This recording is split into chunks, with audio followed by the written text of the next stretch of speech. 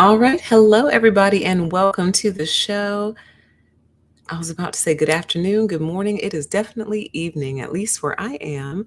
So, welcome to the show. Welcome over to Pettynomics. I am your host, PTE, and today is May 2nd, 2022. And this evening, we are going to talk about a very hot topic that, for some reason, always seems to get people kind of worked up. And I think it's so multi-layered, and there's a lot of different areas to explore with this particular topic. And tonight's topic is all about tipping. And how do you feel about tipping? Do you believe in tipping? Do you tip? If so, why? And if not, why not? So that's what tonight's show is about. Welcome, everyone. Chat says, I tip and sometimes really gratified by it, but the entitlement that influences the way service workers act. And it's like angry beggars that makes me want to do away with tip culture. Interesting. Like nail techs getting nasty with you until they discover you have tipped the pedicurist $20. It doesn't feel so great handing it to Miss Attitudinal after her meltdown, but she'll smile for it. Oh, what a great way to start the show. Because it really is a mixed bag, isn't it? And like so just to answer the question right outright, so I do tip, I do make it a practice, but I don't know that I always do it with glee and joy because of the very reasons that the chat just listed. So far we have 7 votes on the poll, and it says that pretty much everyone tips so far. It's 100% at yes. So I'm going to leave that poll open for a few more minutes, and then I'll close it to see if we get anybody else that tiptoes into the room that feels differently. So I want to start off with a little bit of a story.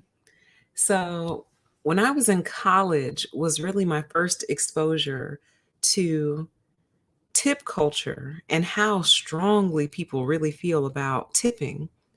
And I was out to eat with my roommate and probably 2 or 3 other people. And we had just finished our meal, we just got our bill. And welcome to everyone in the chat. Good to see you. Hi, Brandon and Hot JavaScript and everyone else coming in. We had just finished eating, we received our bill. I don't remember what the total was, but I think I remember like just putting a $5 bill down and calling it a day. And my roommate looks at me and she goes, "That's it?" And I was like, what? Excuse me?" She goes, "You're not going to tip more than that?" I was like, "My bill is like $18." No. And maybe it was close. It was like $18. It was like 18, maybe 20, but for some reason the number 18 stands out in my mind. I was like, "No, my bill is like $18." She was like, "Ugh, it's clear you never worked in the service industry." And at the time I hadn't. But it was kind of mind blowing to me. Number one, that she had the nerve to pocket watch me and judge how much I was tipping. But number two, to imply that the $5 I had given, which was worth way more back then than it is now, was not sufficient for her. And so I think if my memory serves me correctly, she ended up tipping more because she was just so upset with the amounts that we had given. And I remember thinking to myself, wow, but I tipped though. I tipped. I think I tipped more than 10% because 10% of 18 is $1.80. I thought I was doing a good thing, but then I got mad and kind of indignant and I was like, how dare she judge my tip when I really don't have to give anything at all? So that's kind of one of the realities of tipping. Like it's such a seesaw. So I look forward to talking about it with you guys tonight because one of the realities of tipping is I didn't have to give that $5 bill. I actually didn't have to give anything, but I gave something and I gave what I thought was good. And you're saying it's not good enough. So I thought it was really rude of her to analyze and judge my tip. And then I thought it was really excessive of her to give more because apparently we weren't tipping enough. So I remember a few live streams ago, I don't know what show it was. We were talking about money though. And I remember saying, "Who all do I owe money to? Can somebody let me know?" It was tip shaming. Exactly. The chat says not tip shaming. It was tip shaming. She tip shamed me. And I didn't like that because I'm like, for me, like I'm literally always running calculations in my head. And so for me, I probably gave like what I could at that time. You know what I mean? And I strongly believe my bill was only like $18. So to give a $5 bill, I felt like was sufficient, but she didn't. Chat says, "I worked in a restaurant for the past year. I always tip well. I know how much that job sucks." Then it says, "I tip, but I don't agree with it." I think that's how I am. It says, "I don't think it's my job to subsidize anyone's employment. We pay enough in extortion fees, AKA taxes, as it is." I think I might be somewhere in that vein. I tip, but I don't know that I necessarily agree with it. It says, "Yeah, some people take it too far with feeling entitled to being tipped. Most of us are working class. We should have solidarity with each other. We should tip and be grateful for tips." I completely agree. It says, "I think if you have an issue with tipping, you shouldn't eat at the establishment because at most places, that's where a server's income comes from." Interesting. So we've got some differing opinions in the chat. Let me see if the poll is any different. Poll is still sitting at 100% with 15 votes. So far, everyone tips. Chat says, "At my job, even if I don't get tipped, I still have to pay the host. So I'm literally paying for someone to eat there." I think I get what you're saying. If you don't, oh, I see what you're saying. So servers have to pay the host restaurant? Is that the case? Clarify that for me a little bit. Like, I know you have to sometimes share your tips, but I didn't know they had people paying the restaurant. So clarify that for me. So yeah, I got tip shamed back in college, back in undergrad. So that's kind of where my mind first started working on this issue all those years ago. And just constantly going back and forth between a lot of the issues you guys have laid out in the chat thus far. It's like, why do we have to subsidize this restaurant's employees? Why don't they pay them more? So, where tipping is not literally the other half of their income, because it depends on a customer's generosity. So, it's like, to me, it's very much an excuse to not have to pay your employees as much. And a lot of industries do this. YouTube is one of them, actually. So once a channel becomes monetized, YouTube takes, I don't want to misquote, I want to say they take 55%, they give us 45 or something like that. I would have to double check. But then they have the nerve to send out marketing emails all the time to us that say things like, earn more revenue, turn on your merch, turn on what is it? Oh, channel memberships, you know, um, and then there's super chats and da da da da. And it's not that we don't know that. We're very aware of it, but it's kind of presumptuous and rude to say, "Hey, thanks for making us hundreds of thousands, if not millions of dollars per month. We're not going to share that with you, but you can get it from your subs." It's kind of rude. You know what I mean? It's kind of like we just don't wanna pay you. We don't wanna pay you. YouTube honestly should be taking like 20% of our ad revenue, because obviously it is their platform, but without us, there is no platform, period. All the content YouTube puts out sucks, which is part of the reason that they took away the dislike button, because they can't even create content that people wanna watch, and it's their platform. So the content creators are the ones who make the place, but you don't want to pay us, but you want us to just turn to our subs constantly with our hands out so they can supplement our income essentially. And a lot of subs do, and a lot of you are actually very generous with me, and I'm very, very grateful for that. But if you'll notice, on none of my channels do I have channel memberships turned on yet. Well, Pettynomics, I don't have a choice. Please subscribe if you're not subscribed so I can at least get a community tab. But anyway, on Deeper's memberships aren't turned on. Permission to Exist doesn't have memberships on. And part of the reason is because I feel like a membership is special, and that would mean special content. And I do not have specialized content prepared for you yet. But if I ever do come up with specialized content, we'll talk through all that. So that's one reason. But the other reason is just like, you know, YouTube, why can't you just pay us more? Like, you want us to shake down our subs because you won't give us money. And they have the nerve to take some of our super chat as well. So anytime you give a super chat, they take a portion of that too. So it's kind of unbelievable. They did just start this thing called Super Thanks. Super Thanks, where you can pretty much tip any video that has it turned on. But people don't know about it because it's kind of hidden off in the corner. So it's just like, I don't know. I find it irritating. Irritating, and maybe presumptuous is not the word. I don't know what word I'm looking for. Probably narcissistic.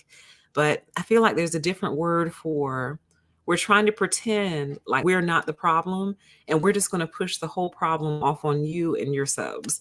And that's how we'll satisfy it. They're like, make money with merch. No, why don't you let me make money with my ad revenue that I'm bringing in? Can I make money with that, please? Like, that would be great. I shouldn't have to create custom emojis and develop merch and turn on memberships to supplement the income that is supposed to be coming from YouTube. And I have always felt that way, you guys. Always. I have always felt like that. YouTube is the one who's supposed to be paying me the most, and anything you all share with me are essentially tips. You know what I mean? So anyway, that's my little rant about YouTube. But I just find it irritating. They don't want to do their part, so they put it all on you. and your subs. You see what I mean? Like, don't get me started, y'all. It'll take me in a different direction. So let me read through some of the comments. It says, I tip based on the service. It says, truth be told, food prep quality in the US is pretty low. Service is all we're really paying for. Interesting. Interesting thought. Why don't they demand a livable wage from their employers? I get the existing dynamic, but how will it change if they don't demand more from them? I tend to agree a little bit. At my job, servers have to pay 3% of the bill. What? Regardless of whether we get tipped or not. And that's a lot of money on a $100 tab. I have to pay usually $20 a night, regardless of if I get tipped. Oh my, I have never heard of that before. That is insane. So it's almost like renting a booth at a hair shop or a salon rather. So you kind of you have to pay a booth fee? Since when? Oh my God, that is insane. I have never heard that before. That is crazy. So is it, it must be like a special restaurant or something, right? To where it's like a privilege to work there. So you're like paying to work there essentially. It says, for the same reasons no one else demands higher pay. At most of these jobs, you're replaceable, and they may be the only kind of work in your area. You, as a customer, have more power than workers. And then it says, it says, even Satan would be a better boss. And then it said, okay, so y'all are kind of debating a little bit. It says, pretty sure both parties have power in this case, but what will servers do if all customers tip them the absolute minimum? And says, I've literally cried at work because $100 tables will leave nothing and you're having to pay for it. You've got to tell me more about that. Email me sometime this week if you can and give me more details. Or if you feel like sharing them here, please do. That is insane. These restaurants are crazy, man. Crazy. And I did a survey a couple years ago on permission to exist, and where I was just trying to figure out, like, I think it was my narcissism and health survey. And I was like, what industry is your narcissist in? So many of them were in the food service industry, specifically chefs, restaurant owners, and like people in the restaurant business. And it shocked me and it stuck with me to this day. Because I'm like, the food industry? Really? I'm like, it's food. Why would people be narcissistic about food? What in the world? Why? Like, is that common practice to charge the servers? It says it's a pretty common chain restaurant. This is insane. All right. And y'all, I guess all this talk about food made me hungry. So apologies if you hear my stomach growl live on the air. I'm sorry. Okay. Um, that's insane. That sounds like a booth fee. Like hairstylists have to pay a booth rental fee back to the salon to work there. This must be something new they're doing. But at any rate, let me check the poll really quick, see if we got any different answers. Nope. So far, we have 18 votes, 100% yes. Yes, they tip.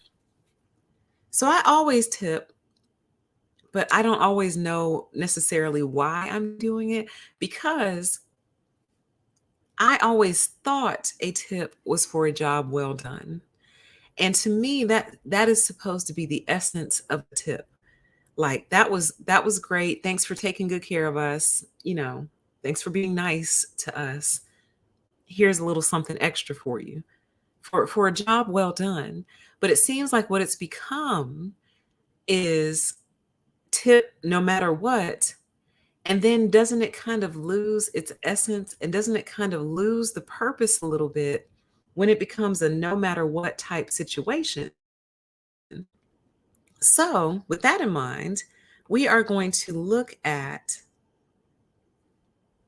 a couple of articles and talk about this tip culture a little bit more. And then just a little bit more backstory on me. I've always seen tipping coming up.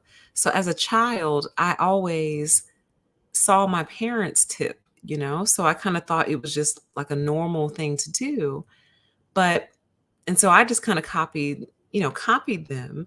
But as I got older, it became odd, and it becomes odd especially when we start to think about things like the delivery services, DoorDash, and things of that nature. So that has actually come up a lot in recent conversation. And before I say that, I need to fact check this, but I am almost 100% certain that the author of Rich Dad, Poor Dad, Robert Kiyosaki, I think he either says in general or he said in that book, I think he said in that book that he doesn't tip. And his reasoning for it, which I don't agree with his reasoning for it, but I mean, his reasoning is his reasoning, I guess. But his reasoning for it was um, he wants them to reach for more in life or something like that. He wants them to strive for more, or like he doesn't want them to just stay. Let me see something. Robert, he might have changed his mind by then because that book came out years ago. Philosophy on tipping. Let's see. I'll have to look it up another time. But I'm almost 100% certain that he says in that book that he doesn't tip. And we're going to look at an article here in a minute that shows that a lot of millionaires and billionaires don't tip, you guys. Now, isn't that crazy? So remember at the start of the show, I said this is a very layered conversation. It really is, because you will find that a lot of rich people don't tip. They just don't. And like, I just think that's crazy. Like, and it's like, what does that mean then? What does that mean? The rich person who might own maybe a franchise of restaurants, who hires servers, and those servers rely on tips, but that same rich person does not tip in their day-to-day life and interactions. So what does that mean? You know what I mean? Like, it really makes you wonder. And one of the things that makes me wonder is, well, y'all already know how I feel about extraction artists. So don't get me started on that. Maybe I need to do a separate show and just devote it to extraction artists, because that's what the majority of them are. But the question it really leads me to is, did they get rich by not tipping? And of course, not. Like, no one's going to become a millionaire from not tipping. But I think the principle that I'm trying to get at is, did they become rich by not releasing their money in little ways all over the place? You see what I mean? And I'm not saying that's a good thing. I'm not saying that in their defense at all. Again, these are the extraction artists that we're talking about. But did they become rich because they don't do things like tipping? So it's such a deep conversation. Deep conversation. I see your comment, Robin. We'll save that one for a deeper PTE. It says Anthony Bourdain said the professional kitchen is the last refuge of the misfit. What, what in the world?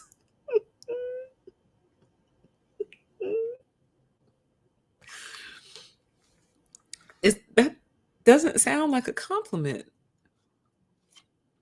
Chat says, I have not left a tip due to bad service.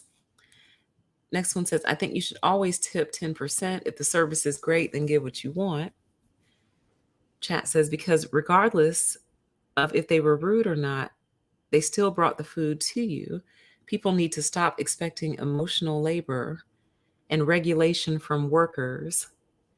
I do not use delivery services for this very reason.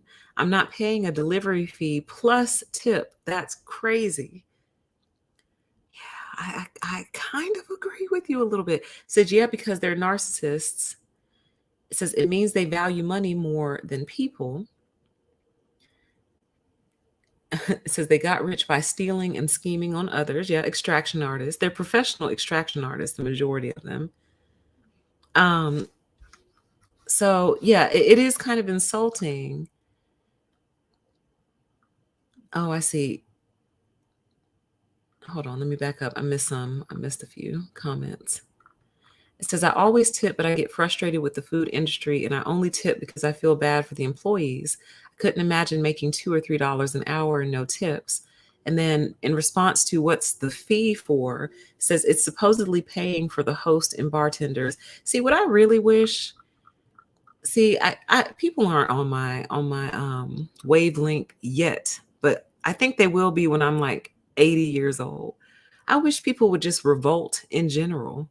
Like just the knowledge of how this whole entire system works. I wish people would stop working for restaurants and I wish people would stop going to them. And I know that's never going to happen. People love food. People need restaurants largely because you're not always going to be home to eat. So you might be out of town, you might be across town, and you can't drive all the way home just to eat. So you're always going to need someone preparing food somewhere. So I know it's not going to go away, but it's just like it just feels something in it feels wrong. And I can't quite put my finger on what that is or who the wrong one is other than the restaurant owner. Now they will scream and cry about operating at the margins. And they've been saying that for decades now. Restaurants operate at the margins, meaning their operating costs minus their profit or minus what they brought in leaves them with a very, very thin margin of operation. But to me, then that makes me wonder like, okay, well, after all these years of operating at the margin, like nothing has been revolutionized. Like nothing has been revolutionized. And all the, like literally decades, they've been claiming that they operate at the margins, which is why they do what they do. Well, y'all haven't found a way to revolutionize that thing yet. Like no efficiencies have been born out of the whole system yet to where you still got to operate at the margins every night. Like something about that doesn't seem true to me. It seems to me like a lot of mismanagement and probably a lot of excessive greed has gone into the system. And as a result, yeah, you are operating at the margins because a lot of mismanagement has happened. Hence the show. What was it? Is Kitchen Nightmares the one Gordon Ramsay is on? No, Gordon is on Hell's Kitchen. Hence Hell's Kitchen and things like that, and all the different Save My Restaurant shows. And what you often find are owners and managers who are completely psychotic. So how weird though, like how weird that the most important industries tend to attract the biggest narcissists. The restaurant industry full of psychos, the medical industry full of psychos, politics full of psychos. Believe it or not, you guys, the education industry is full of absolute purified psychopaths. And if I had to guess, I would say that the education industry holds the greatest number of psychopaths. But I don't know, it could be a close tie to the medical industry because I've heard some stories. So, oh, Gordon Ramsay was Kitchen Nightmares also. Okay. So, yeah. So the fact that they need so much help flipping it, and like you see the shows where they bring out like their signature dish and he'll take two bites and spit it out and like they're furiously insulted. So it's like, wow, I need to do a show on that. Why do these industries attract the greatest number of narcs? Chat says narcissists love power. It must be a power thing. But I don't know. I don't know why food is so odd to me to get into like a power struggle over. Like it either is or it isn't. It's cooked or it's not. It tastes good or it didn't. But then it's also very subjective. So it's like, I don't know. We'll have to explore that someday. Um, so let's take a look at this article. So this came out back in early April this year, April 12th, 2022. It says tipping culture is out of control. A worker shows stacks of DoorDash orders for customers who allegedly didn't tip, sparking debate. And so the picture says These have been sitting here for 4 hours because no dashers would take non-tip orders. And then it has a bunch of laughing faces and it says, no tip, no trip. The worker told me no dashers or Uber Eats or Grubhub people went to get the orders. So, first of all, it looks like they're sitting on the floor. So I really hope that that's not the case. Maybe they're getting ready to throw them away because nobody would go to get them. So this has become the reality of where we are with this whole entire thing. It's a struggle, It's kind of a like a wrestling, not even a wrestling match. It's more of a tug of war between the restaurant industry, the service workers, and the customers. And I don't know who's winning, and I don't know who's ultimately going to win in the end. Because, for example, with me, like I never had issues with my delivery. I mean, of course, everyone has had one or two issues with the delivery. I never had too much beef with the delivery itself. Well, that's not true. I have beef with the app and the design of the app and the way the app works or doesn't work, or the functionality it has or doesn't have. So I take more issue with the design of the app, not the actual person. But anyway, I got so many nasty orders coming from the restaurants that I just got tired of it. I was like, and then on top of that, I tipped for that. You see what I mean? So I spend what, 25, $30, order some food, give a nice tip, and then get the food, and the food is nasty, so I'm still hungry. So literally I get nothing out of this. So it's kind of like, well, let me finish the story. So after that kept happening over and over and over again, I just stopped ordering delivery. And I'm not saying I'll never order it again. I'm sure I will, but man, I wish I had the time to show you. I would say in the year 2018, like was my busiest year for delivery orders. And I actually added them all up just out of pure curiosity one night. And I shouldn't have done that because it actually, when I finished adding it all up, I said, oh my God, you're out of control. So part of the reason I stopped was because I realized I was completely out of control. But, you know, as someone who had spent all this money doing all these deliveries, to go from that to $0 spent on DoorDash or Grubhub or Uber Eats is a dramatic shift for me. But that's how fed up I got with the actual problem and not really getting any resolution to it. I just got so fed up. And so who suffers in the end? The delivery drivers suffer. I don't know if the restaurants will suffer because these extraction artists have essentially buffered themselves against any consequences. So, you know, they just take out loans or just tap their investors, whatever.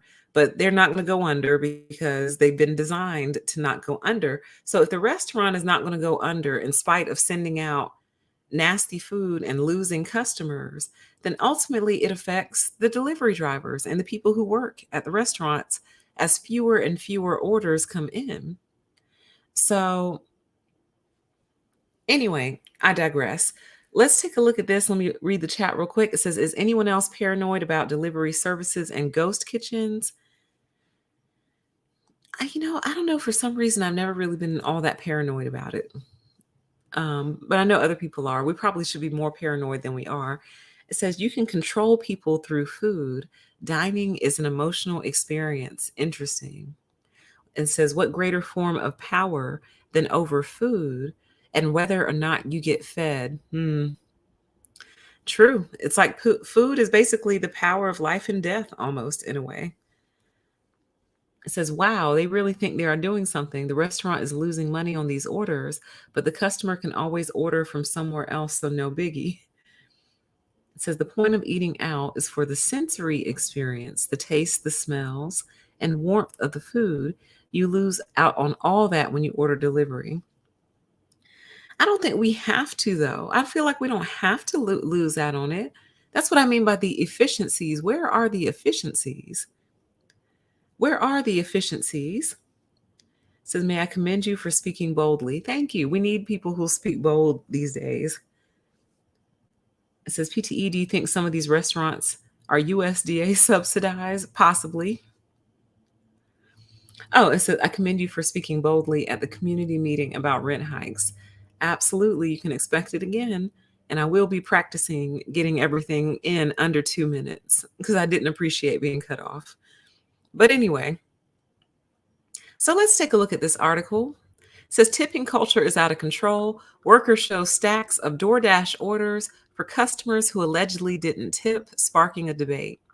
Tipping culture is a perennially divisive topic on TikTok, inspiring arguments about how much people should tip service workers and whether it's okay to just tip nothing at all.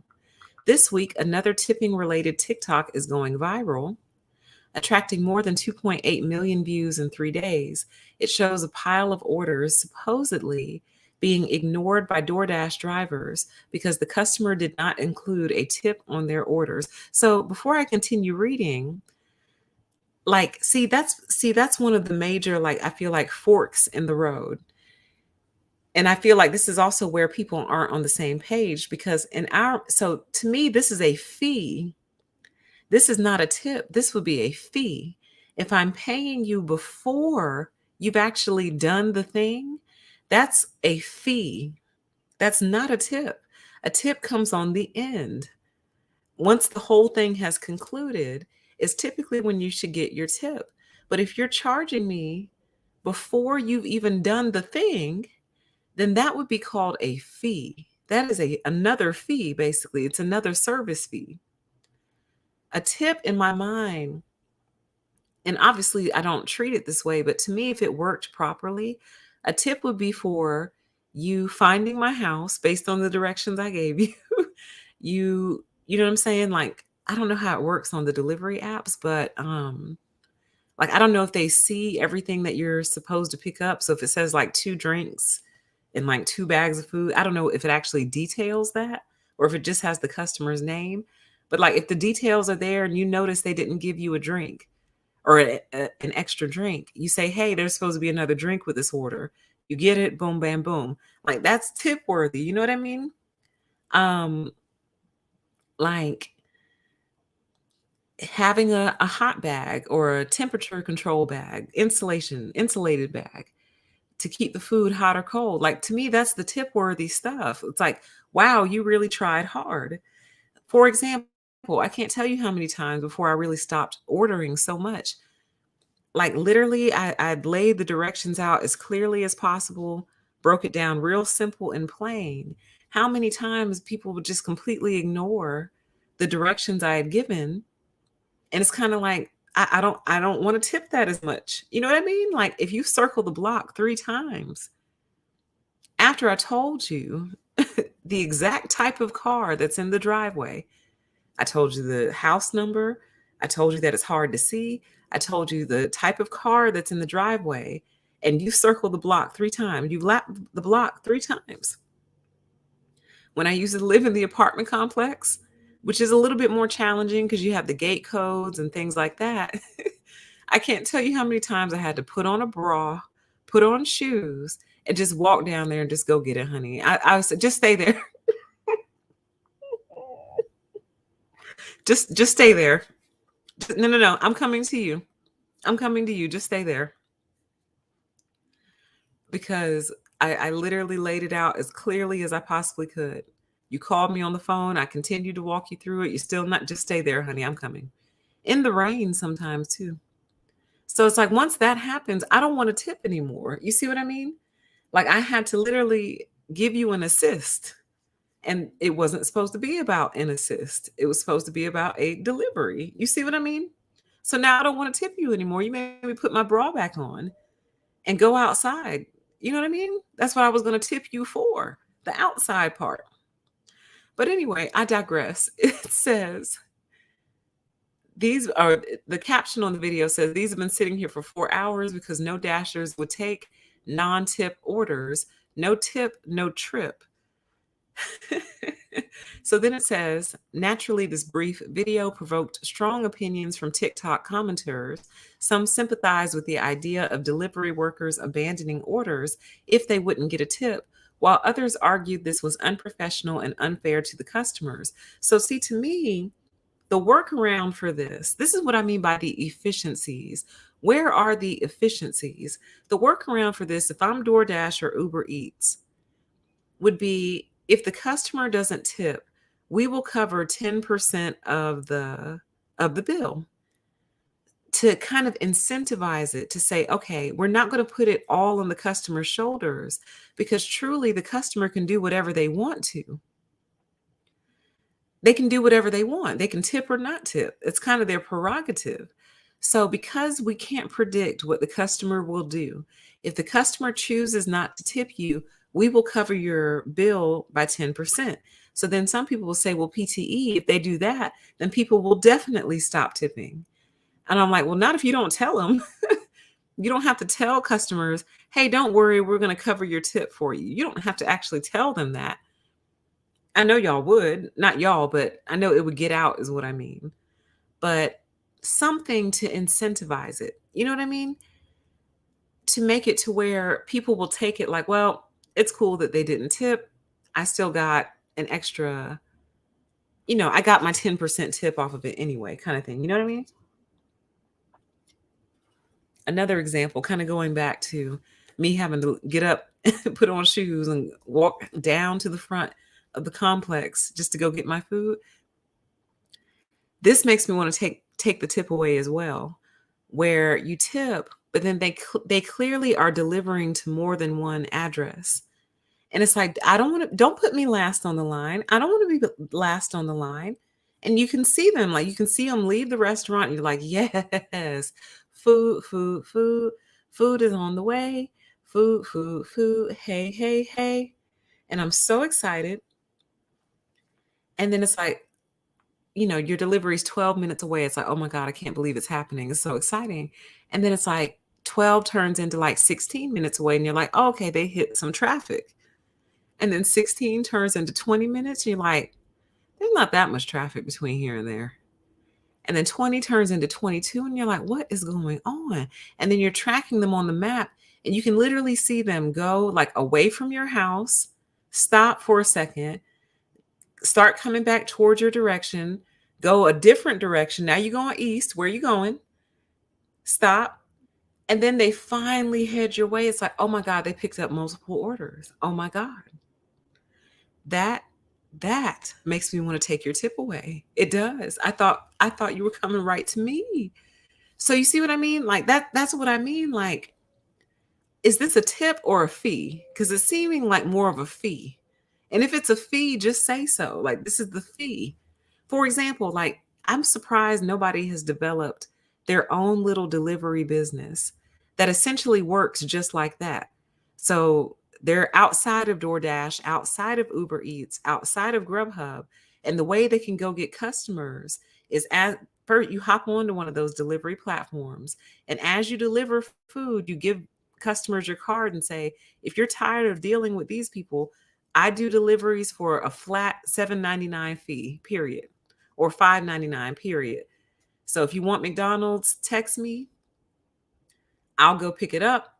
You know what I'm saying? Like, I don't know how it all work out. You'd have to work out all those little details, but just charge a flat fee because that's what it is. It's a fee. Anyway, let me check the chat really quick. It says a lot of people really don't know how to think. Hold on, let me see here. Says you don't think the taste and texture is impacted by the condensation in the back. It can be, but I have gotten some delicious food delivered before. Absolutely delicious. To the point where it filled me with hope. And it's that filling me with hope that I find upsetting. All right, I'm going to take this poll down. Oh, we got some differentiation. Let's see what it is. Someone only tips when the service is good. I love it. I'm going to leave it up just for a few more minutes. Let's see. It says exactly. And some people like to tip in cash. Oh, what a good point. It says this pre-tip option is another way for restaurants to extract money without providing good service first. Absolutely. Oh, we're doing the extraction artists show. But what a good point. Oh my gosh, I didn't think about that. Some people actually want to tip in cash, but there's no way to indicate that on the platform, at least on the ones I've seen. You can't indicate cash tip. And then even if you could, would the delivery driver believe you? They may not believe that you're going to tip them in cash. So these orders are getting left when there might have been a tip waiting on them. What a good point. Said you might as well get it yourself, right? Says egregious to make you put your bra back on. Don't they know? Apparently they don't.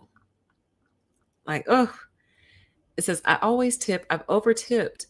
It says, I always tip. I have overtipped because server tablets are set to tip at a higher rate than 15% these days, and I don't lower it back to 15%. And see what I mean? Like, so here's my question. So then where's the it appears that there's no end in sight. So it's kind of like first it was 10%, which was standard. Now 15 is kind of becoming a little bit more of the norm. I typically see like 18% on large party bills. So then the question becomes, at what point is the tip just going to be 100% of the bill? So if my bill was $22.22, the tip needs to be $22.22. Like, at what point do we head there? You see what I mean? Like, where is the balance? Like, where is the line, if you will? Because some people tip 20% standard. Like, I know hairstylists want 20% typically for a tip. So, which is insanity. And the nail techs are getting like that too.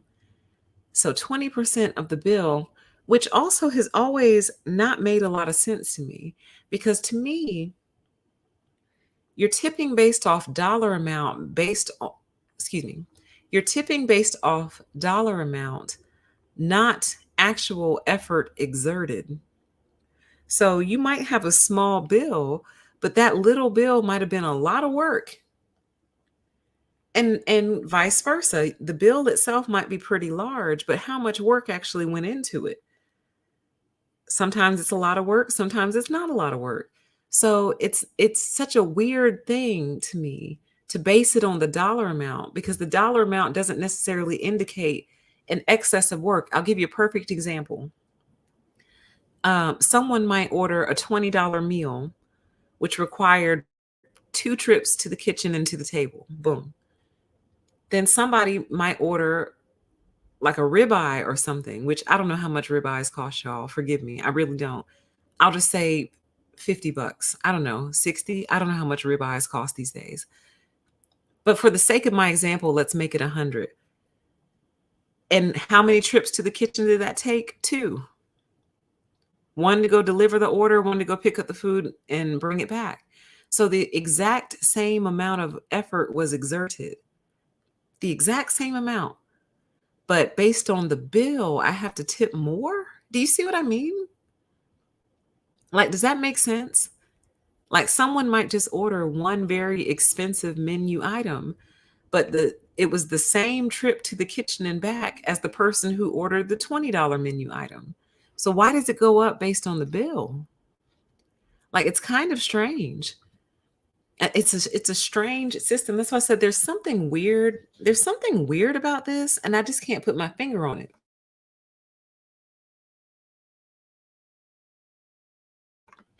All right. So let me see here. I'm not going to read that one, but that's funny. Let's see. Right. It says, I've seen many options that jump from 10% to 18% to 23%. It's like, where are we going with this, y'all? Like, ultimately, where does this end? I'm so serious. Like, if my bill is $50, are we headed towards a day where essentially just tip $50. Just tip at 100% of the bill. So whatever the bill was, tip 100% of that. I feel like we are. And eventually I feel like that will turn into like 105%. You know what I mean? So anyway, um chat says my fave is when the deliverer steals your food after you've already pre-tipped. That pre-tipping, that irks me a little bit, man. And it's not that I don't get it, like I get it, but at the same time, once again, it kind of comes down to an efficiency thing. So what these apps are real slick for doing is they don't like to tell you where you're going. So, for example, one time I ordered some food from Burger King. I'll just keep it real. I ordered some Burger King, and I thought I was ordering from the Burger King that's closest to my house, because why wouldn't it be that one?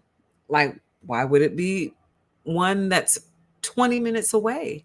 I would never assume that they would even pair someone up that far away, but they did one day. So one day the order was taking really long, and the person got it, and they were heading my way. They're like, "Hey, I got your food. Sorry, I'm kind of far away. This restaurant is about 20 minutes away from you." And I wrote back, "Oh my goodness, I'm so sorry. I never would have ordered from there if I'd known it was that one." And they were like, "Oh, don't worry about it. It happens." And so basically what the apps are doing, these algorithms are so stupid. They've invested so much money in these algorithms, and these algorithms are truly trash, you guys. They're trash because number one, they have to be programmed by a smart person. They have to be programmed by someone who has a modicum of intelligence. Number two, what ultimately ends up happening with every algorithm is it works itself, like it either gets very confused or it gets itself into a pattern. It can't help it. Very hard to explain, but just know that basically what machine learning is teaching a computer or an algorithm. You're trying to teach it how to think, but because it's not a human being, it can't think. So it just starts to do what it did right the first time, and then it just keeps doing that. And if it did something wrong before, it avoids that. So eventually it kind of settles itself into a pattern. So anyway, that's a different discussion. But anyway, like you would think that they would pair delivery drivers within like 5 or 10 minutes of a restaurant to make it more efficient. So even if you didn't get tipped, well, you're 5 minutes away. So tomato, tomato, hope for a better day.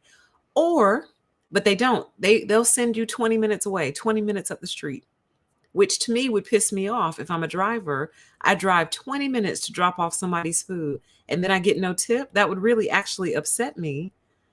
But they kind of have no control over it.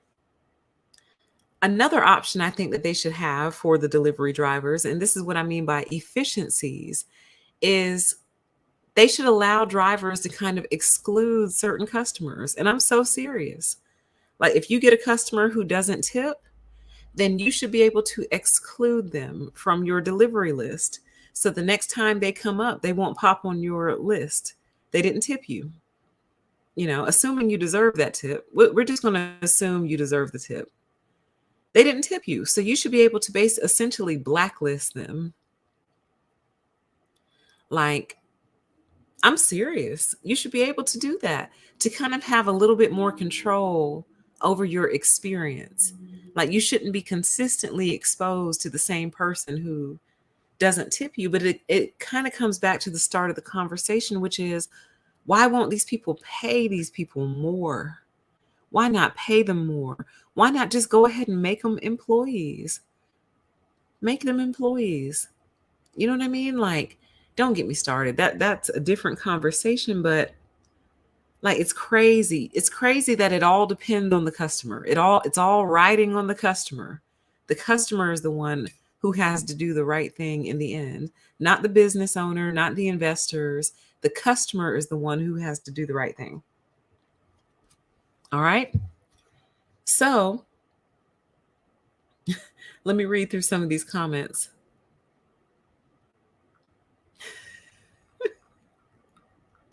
Let me back up some. Okay. It says, if I have to go outside, I feel like the tip is forfeited. But unfortunately, the tip is extracted at the completion of the order. So it's gone no matter the service you get. It's so true. And it kind of makes you feel a little bit resentful about that because you don't even know if you're going to have a good experience. That's why I say these are no longer tips, these are fees.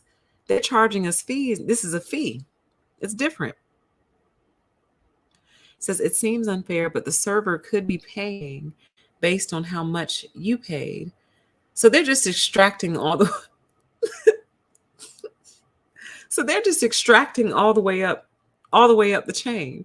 They extract from the customer, they're extracting from the server. I assume extracting from the host and the bartenders.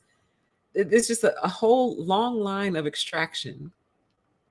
That's what I mean by we should just completely bottom the system out by refusing to participate. But I know that that's not realistic. People need food and they always will. But I love a genuine protest, a real one, like the way y'all did Netflix. Beautiful. Love it. It says PTE not to sound like a jerk, but how much can okay, I'm not reading that, Nedge. I'm not reading that. It says It says it feels weird because tipping originated with racism because they didn't want to pay black servers. Interesting. Interesting. I did not know the origins of tipping or the history. Didn't know that. So I'll have to look into that. I didn't know that. It says I've tipped 100% a lot, especially during the pandemic. That's awesome. Like I would live for the day where I could actually tip at 100% because you're doing very well for yourself if you're able to tip at that rate. I think you're doing good for yourself. Either that or the bill may not be that much. It's like $10. But still, like that's quite generous though. I would like to be generous like that one day. I would like to have enough to be generous with. Let's see. It says ironic, huh? Now they're racist to everyone in the service industry. Man, boy, don't get me started. It says I think these issues are a byproduct of corrupt capitalism. Absolutely. Mm. Says I have a theory that most of the abusive policies of capitalism come from practices during slavery. Well, of course, to ever consider someone your actual property, you got problems from Jump Street, from right there. You literally thought it was cool to consider people property. So everything born out of that is going to be skewed. Absolutely. It says, I'm pretty sure most drivers remember bad tippers and avoid them. Apparently, in the delivery driving community, they already have like blacklisted certain neighborhoods. And believe it or not, they're not the type of neighborhoods that you would think. Like your mind might automatically assume what type of neighborhood gets blacklisted, but believe it or not, it's a lot of these very, very rich neighborhoods that they refuse to deliver to because they don't tip. A lot of rich people don't tip. It's very strange. I think it's weird. It makes me wonder why. Like, what is the reasoning behind that? Are they just Scrooges? But yeah, they already have like areas they won't deliver to. They absolutely refuse to do it. Either they don't tip or they're dangerous, one or the other. Let's see here.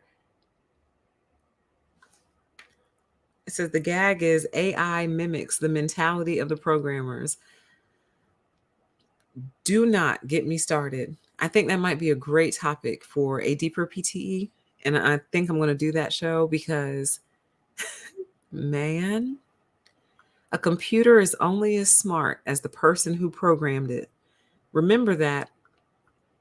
Remember that. Oh, don't get me started on that. Let's see. Oh, it says, I'm going to tell you a secret. No, I'm not going to read that because I don't want to encourage bad behavior. Says if you live on the third floor with no elevator and it's pouring down raining, the driver definitely deserves a tip. Absolutely. So, like, for example, when I tip more, like I have a standard tip, but when I tip more, it's Probably either because it's freezing cold outside, like it's really, really cold, or the weather is really bad. So when one of those two things has happened, it's either really cold or the weather is like pouring, raining, whatever. But if it's really bad, I tend to not even order delivery because I feel I feel bad asking someone else to come out in something I'm not willing to drive in. But like if it's just raining really hard, or I tip the most when it's cold. When it's cold is when I tip the most because I just feel bad for them. I'm like, I am so sorry I just put you through this. So sorry. But thank you though. I appreciate you.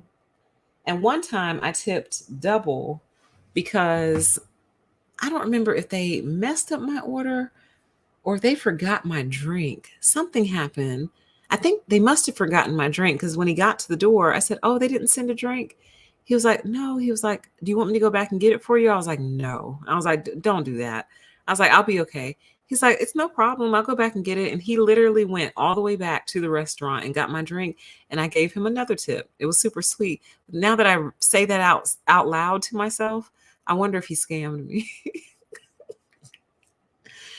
If he just pretended like he didn't have it so I would tip again.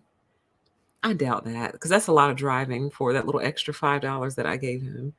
That's an awful lot of driving, unless the drink was in the car the whole time, but it wasn't melty. Anyway, I digress. I digress. I've had some interesting experiences. Here's an interesting delivery driver experience I had once. The guy came, this was pre-pandemic.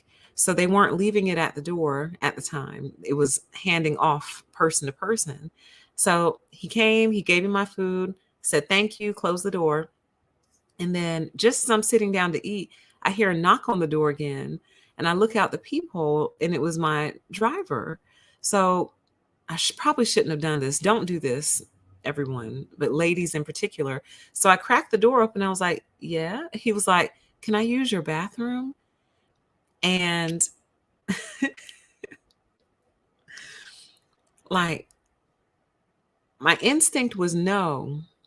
But the thing that saved me, I said, oh, honey, I said, oh, this bathroom needs to be cleaned up, honey. I was like, I would never be able to let you come in here. It's too dirty. I'm sorry. And it wasn't that it was dirty, but I mean, I had clothes everywhere, you know, makeup on the counter, hair product. Like, it's not something that you would want a total stranger to see. So but I'm grateful that my bathroom was not tidied up that day because I wonder if my brain would have put that stop in place because that's what stopped me. I was like, oh, honey, no. I was like, oh, honey, this bathroom is too messy for me to let anybody in it. I'm so sorry. But, when I closed the door, I was like, that was really dumb. You shouldn't have opened the door again, number one. But number two, like, thank God your bathroom was dirty because would you have said yes if it wasn't? Because I don't know that I would have been able to come up with an excuse in the moment. Do you see what I mean? So it's like I had a built-in excuse. Like it was messy. Like I wouldn't let anybody in it at that moment but me. So thank God for that because I don't know if I would have been able to generate an excuse fast enough in my brain to tell him no. And I felt bad, but then at the same time I'm like that could be really dangerous. That could translate into a very, very dangerous situation. This person that you don't know, they just dropped off your food. They see that it's a woman, potentially by herself, and then they double back to ask to use your bathroom. Like, nah, bruh, I think I'm good. So y'all be cautious of that and be wary of that because while he probably really did just have to go to the bathroom, you're also a man and you can go pee in the bushes, honey. You can pee in the bushes. You have that option. So you can go pee in the bushes and you'll be just fine. You know what I mean? Or find a parking lot or something. But anyway, I don't know. That story came back to mind. It freaked me out after the fact. Okay. Let me read a few more of your comments here. It says, did you know a barbecue joint was charged from the Department of Labor? They fined them for not paying their employees. They were shortchanging their workers by millions of dollars. No, I had not heard about that. but I'm glad they got fined, and I hope everyone got their money. It says rich people are entitled. It says it says rich people don't have any empathy for us because they are too far removed from society. They just don't care. Yeah, you're right. Imagine that. I love it when they get reality checks too. It's one of my favorite things. It says, just so you know, the more deliveries you do, the more money you make. I try to use the restaurants I pick up food from or wait until I get home. Chat says he can pee in a cup from the privacy of his car. Real talk though. Like, how weird. Like, even if, like, let's pretend he wasn't like a psychopath and he really just did have to use the bathroom, right? Like, I'm getting ready to eat my food. You know what I mean? So, like, do you think I want a stranger peeing or worse going number two in my bathroom right as I'm about to eat my food? Like, I don't know. The whole thing was just weird. It was so weird. So, I don't know. Y'all just be cautious of that. I'm sure it was perfectly fine, but thank God my bathroom wasn't cleaned up that day because I don't know what I would have said in the moment. Like, what, what should I have said? No, I don't talk to strangers. Sorry. No, I don't let strangers in my house. Sorry. Like, what would I have said? Like, thank God the bathroom was dirty. All right. Um, let's see here. It says naturally this brief video provoked strong opinions from TikTok commenters. Some sympathize with the idea of delivery workers abandoning orders if they wouldn't get a tip, while others argue this was unprofessional and unfair to the customers. Plus, there's a lot of debate about tipping in advance versus tipping in person. Maybe some of these orders were going to customers who plan to tip in cash. Oh, there it is right there. It's far from the first time we've seen this kind of debate take hold, with other TikTokers posting about their own no tip, no trip policies, or suggesting that customers should tip at high rates like 50%. See what I mean? Wow, I had not pre read this. So, wow, see what I mean? Like, where is this going? Like, who all do I owe money to? Just let me get my checkbook. Like, seriously, all right, I got my checkbook. Who all do I owe money to? Who? Like, just let me know. I got my pen here. See, I got my pen. Who all do I owe money to, honey? Because I feel like everybody's got their hands in your pockets. So then it becomes a situation like I was saying earlier. These expectations start to get out of control to where certain customers start to bail out of the very thing that you need them to participate in for you to live. So what happens when more and more customers start saying, you know what, this is just getting ridiculous between the service fees, the tipping, and then on top of that, the food gets here sometimes and it's not good. I quit. I give up. Fine. I'll cook. Okay. I'll cook full time. Fine. So now that's one customer who's out. So what if that happens times 1,000 every single day? You see what I mean? Eventually it will dry up. Eventually you'll have no customers to even be debating about tips with. You see what I mean? Same with the restaurant. Eventually you'll have no customers to even come there and eat or order your food. So where does it give? You see what I mean? Like, what is the balance here? I actually don't have an answer to the question other than the people who are receiving investment money from companies like BlackRock. Sounds to me like it lies with them. It really does. It seems to me like the responsibility lies with the person who has the biggest purse strings, and the person whose idea this was. This was your idea. You opened the restaurant, you named it, you branded it and trademarked it, you decided on your menu, you hired servers, this is your idea. So why do I have to pay for your idea? Do you see what I mean? All right, I'm going to close the poll. We ended at 28 votes with 96% yes and 4% tipping when the service is good. All right. So thank you to everyone who participated in the poll. I'm going to go ahead and close it now. But like, I just can't get over, I guess the word is presumption. It's got to be. I can't think of the other word I'm trying to think of, but imagine that. Like, imagine opening up a hot dog stand. It's always been your dream to open up a hot dog stand. So you do. And at first, it's just you. And then eventually people love your hot dogs. So you start to make enough money to where you can hire an employee. So you hire that employee and then you literally sit back and say, okay, the customers need to pay your paycheck. You need to take your paycheck from the customers. I'm not going to pay you that much. So yeah, so hopefully they like you. But thanks for working for me though. But yeah, hopefully the customers like you because they're going to pay your bills, not me. This was your idea though. This was your idea. Do you guys see what I mean by that? The whole this was your idea. Like you initiated this whole entire thing and then have the nerve to essentially wash your hands of it. That's what they're doing. They are essentially washing their hands of the issue. Like, it's my business, my idea. I need employees to keep it going, but I'm not going to pay you to be my employee. Like, what? It's insane to me. It's such a weird way to set your brain up, I think. Oh, chat says that gave me chills. He absolutely could have used the bushes. So my instinct is not off there, right? Again, I don't know.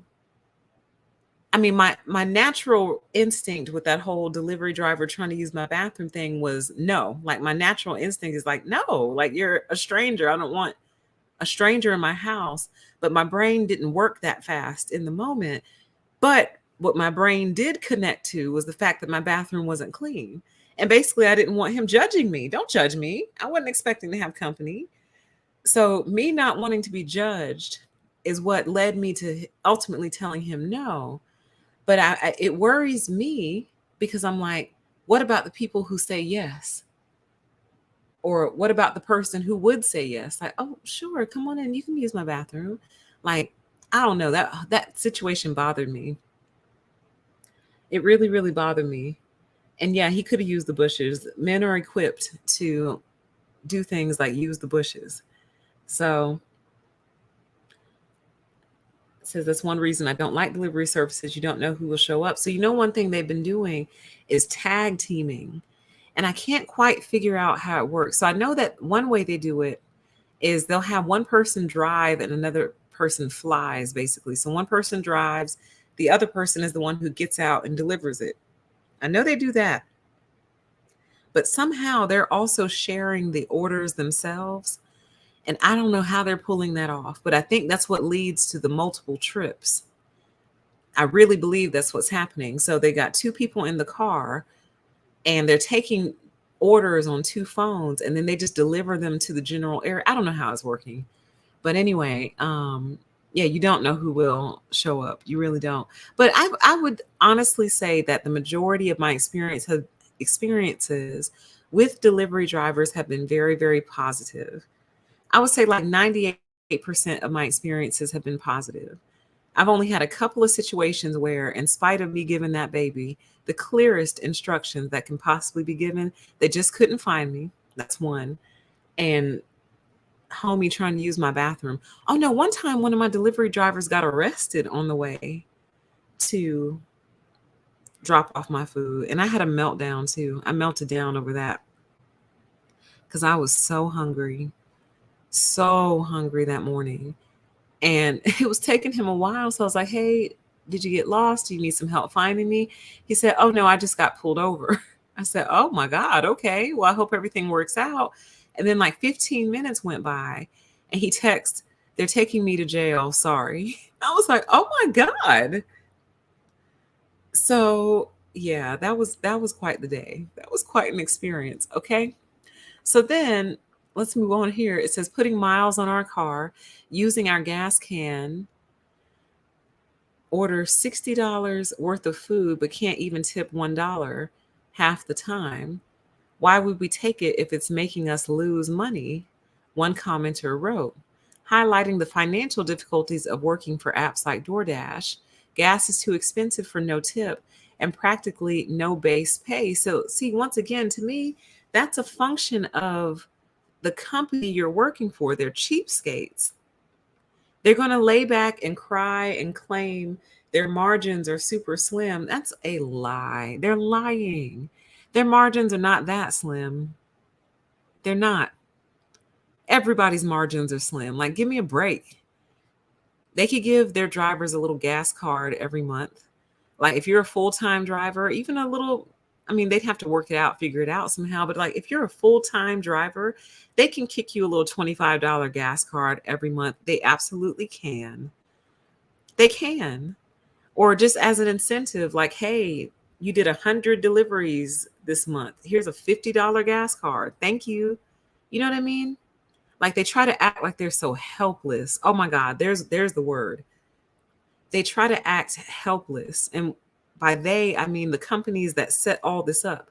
The person whose idea it was, they try to act like they're so helpless. Like, oh, so sorry, I can't pay you any more than this. Oh, I'm so sorry, I can't give you a gas card or a gas stipend. I can't do any of that. Oh no.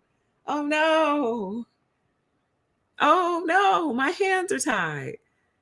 Sorry, I can't pay you anything more than $2 or $3 an hour. You know, margins are super slim. They're not that slim. And if margins were going to be that slim, you never should have opened the restaurant to begin with. Period, point blank.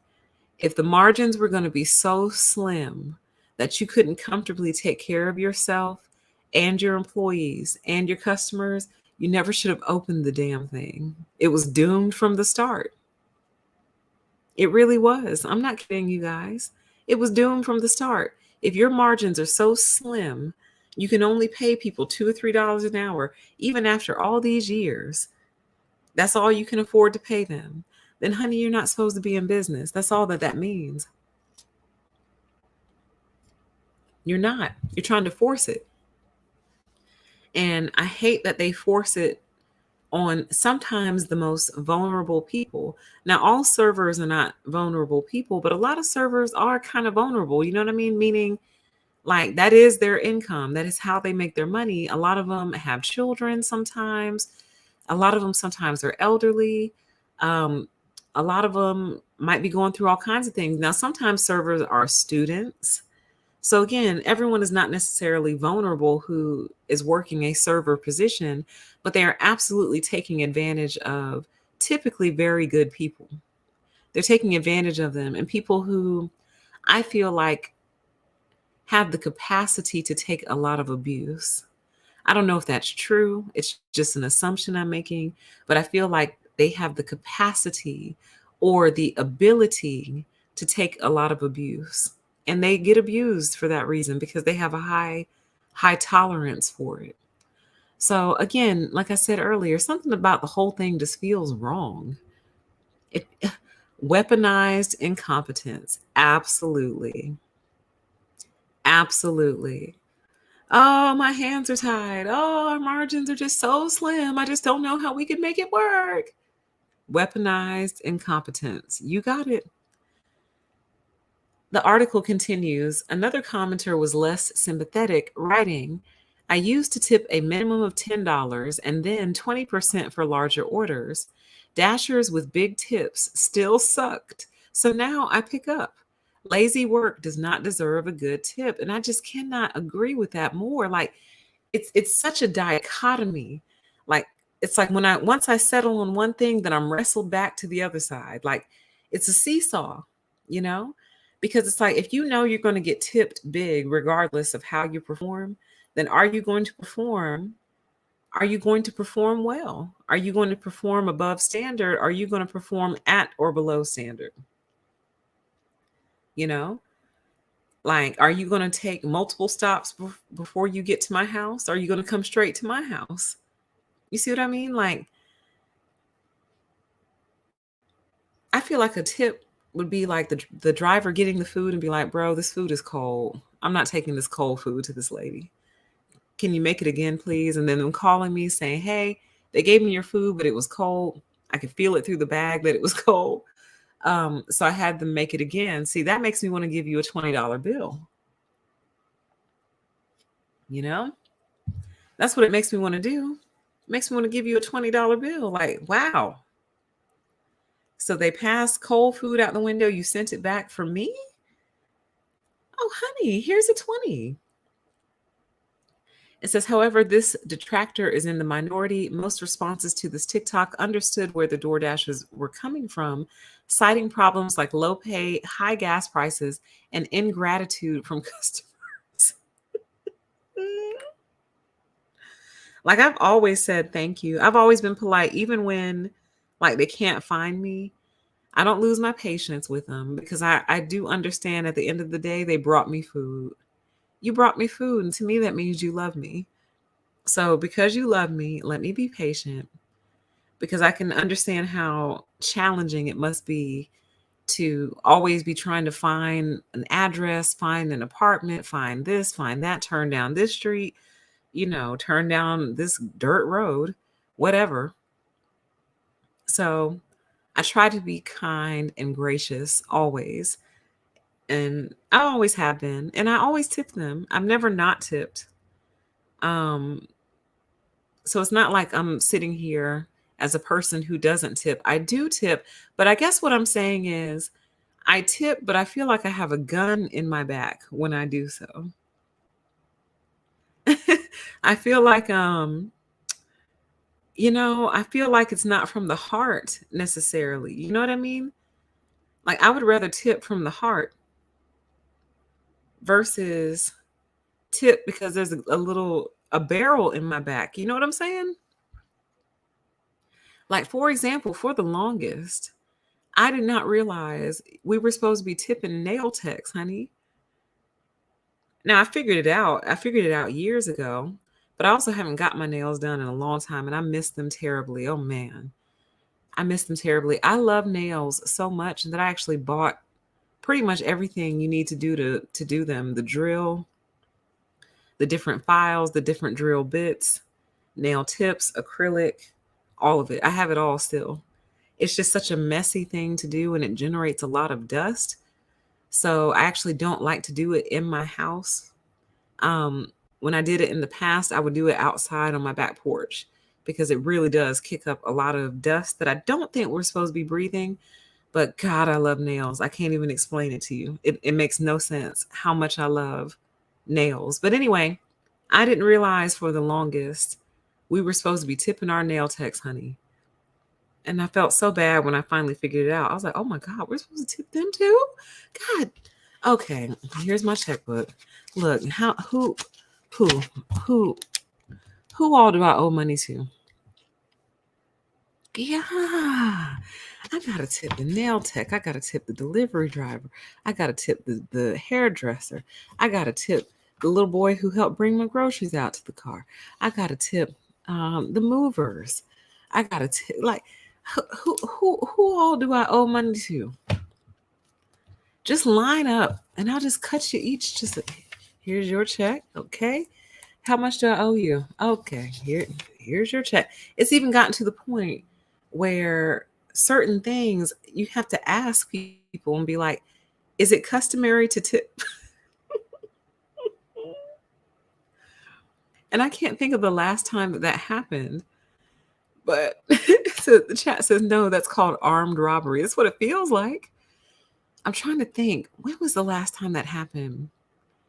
I cannot remember, y'all, but it was recent. And it was just something where after the deal was done, I was like, is it customary to tip? And they told me no for whatever it was. Oh, I remember what it was. When I was getting my internet installed. That's what it was. The young man came out, he set my little internet up, he did all that. And when he was done, I was like, is it customary to tip? Because at the end of the day, Who the hell all do I owe money to, man? Because I just starting to feel like I owe everybody. You know what I mean? Like I'm starting to feel like I owe the world. Right. The chat says next we'll be tipping the dentist. Like, oh my God. Like do, is it is it customary to tip? Like and he said no. So I ended up not tipping him. But I'm just so used to getting shook down, man, at every turn. So I'm just like, but you know what I thought about y'all? When I do go and like have my little fast food moments, which I do still have from time to time, but I have significantly weaned myself off of it and I'm very proud of myself too. But when I do have my little breakdowns and go get my fast food, I think I'm going to start like, I feel like this is what like mafia dons do, but I'm going to pull up to the window and be like, hey, you got a Cash App? And of course they're going to say yes. And I'll say, I will Cash App you $5 to drop hot fries for me, fresh fries. I don't want the fries that are already there. I will Cash App you $5 to give me hot, fresh food just to see what happens. You know what I mean? Like at a McDonald's drive-through. Like, hey, you got Cash App? And they're like, yeah. I'm like, I will Cash App you $6 to drop some hot fries, fresh fries. Seriously. I'm so serious. Just to, see what happens. Just see if it changes anything. Okay. So there's one article I wanted to show you guys that I thought was kind of funny. Let me check the chat really quick. Hello, somebody. The chat says the margins aren't slim if the CEO makes 6+ figures. Thank you. Your margins aren't that slim if your CEO is making well into the 6-figure, 7-figure dollar range. Your margins aren't that slim. That's why I don't believe you. You're a liar. Let's see here. It says exactly, PTE, eating out is a luxury, not a necessity. So many will opt out of eating out if it becomes too expensive. Exactly. The market will correct itself. And then you know what will happen? We'll hear a lot of tears from restaurant owners saying things along the lines of nobody wants to work anymore, nobody wants to dine out anymore. Like they'll start kicking their feet and screaming because the market is responding to the current conditions. So, like, can you imagine if they started like a national? Well, I guess we have that already. It's called Thanksgiving. I was going to say if they had a national eat at home night where everyone across the country just eats at home for one designated night, like National Home Cooked Meal Night. But I guess, again, I guess that's Thanksgiving. But can you imagine what that would do to the restaurant industry? Like I wish everyone, well, see, this is the natural end result. What I was going to say was, I hate how highly dependent we are on each other. Like, if I don't come eat at your restaurant, you'll die. You'll go under and you'll die. If I don't come to your movie theater will go under and you'll die. Like, if I as a customer don't do this thing, you'll die. Like, I don't like that setup. Like, and I don't know what would be different or what would make it better to change it, but I really just hate how, because it really turns everyone into predators, you guys. It does. Like, it turns everyone into low key and high key predators. You become predatory because you're basically fighting for your life. So if you're fighting for your life, like, what kind of person is that going to turn you into? You see what I mean? The only ones who aren't fighting for their lives are the ones at the top. But it can even be argued to some extent that they're fighting for their lives too. They just feel like they're worthy of more life than you. And they feel like they're worthy of a better life than you. But in many ways, they're fighting for their little lives too. And in the end, we all lose them. Isn't that funny? It's like, it's just such a great equalizer. Like, you're going to get humble one way or the other. But anyway, let's move on to the next article. So, a few days later, this article comes out. Says, I'm a lot less rich than that guy and I tip. Billionaire son says he doesn't tip for Uber Eats, sparking a debate. So apparently this is the son right here. This is the guy.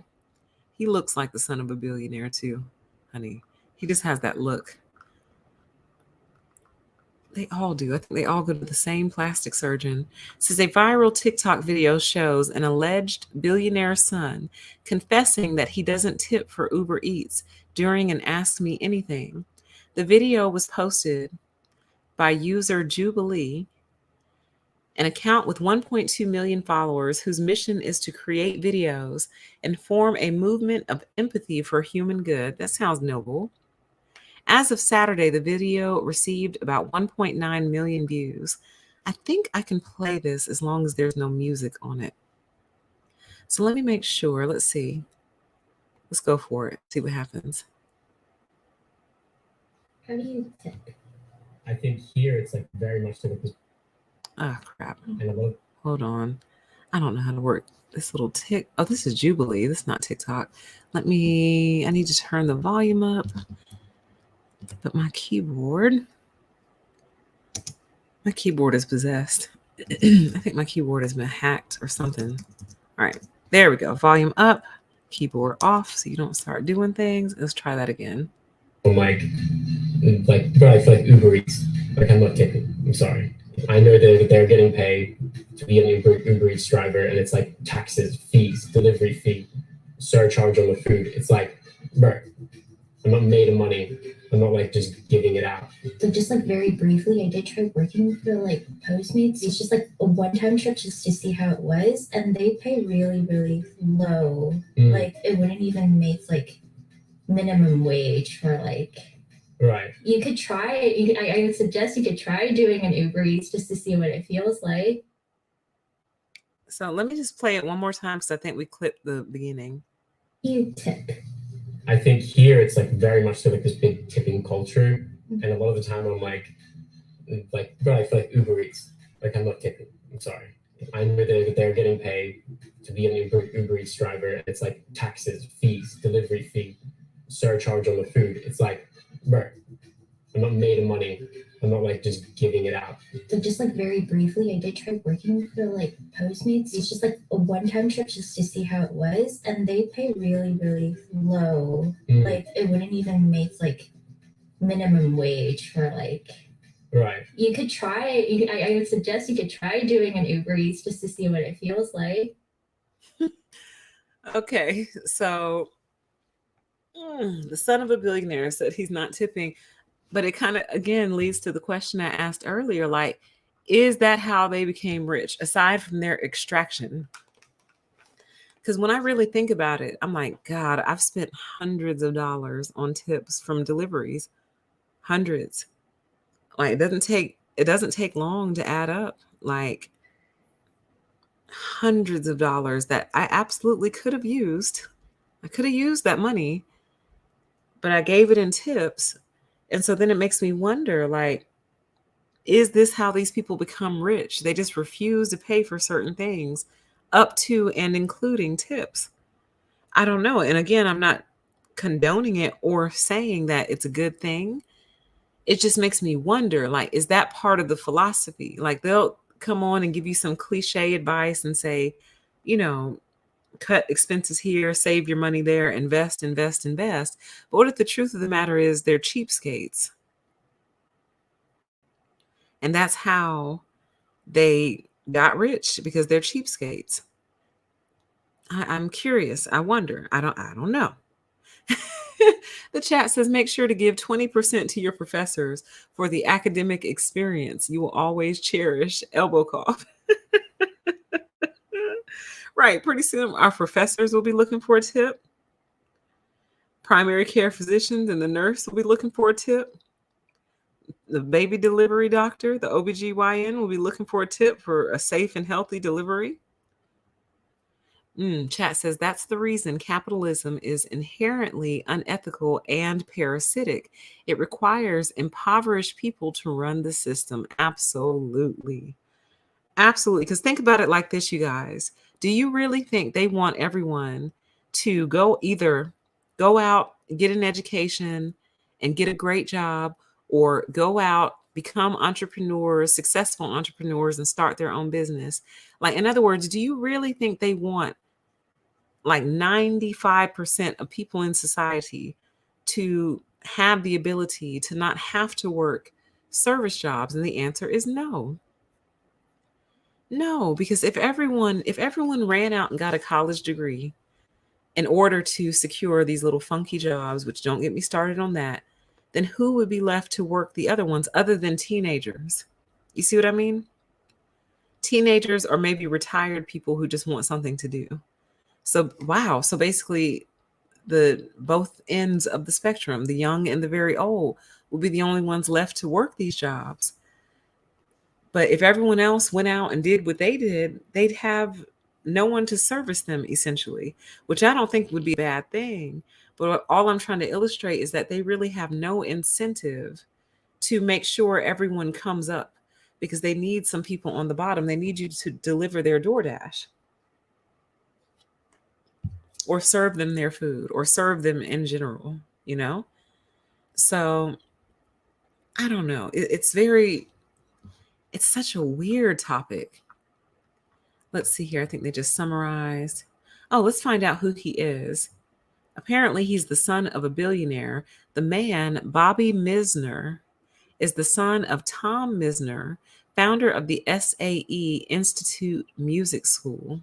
Bobby is known for his life of fast cars, beautiful girls, and parties. And he said that he thinks here in the US there's very much this big tipping culture.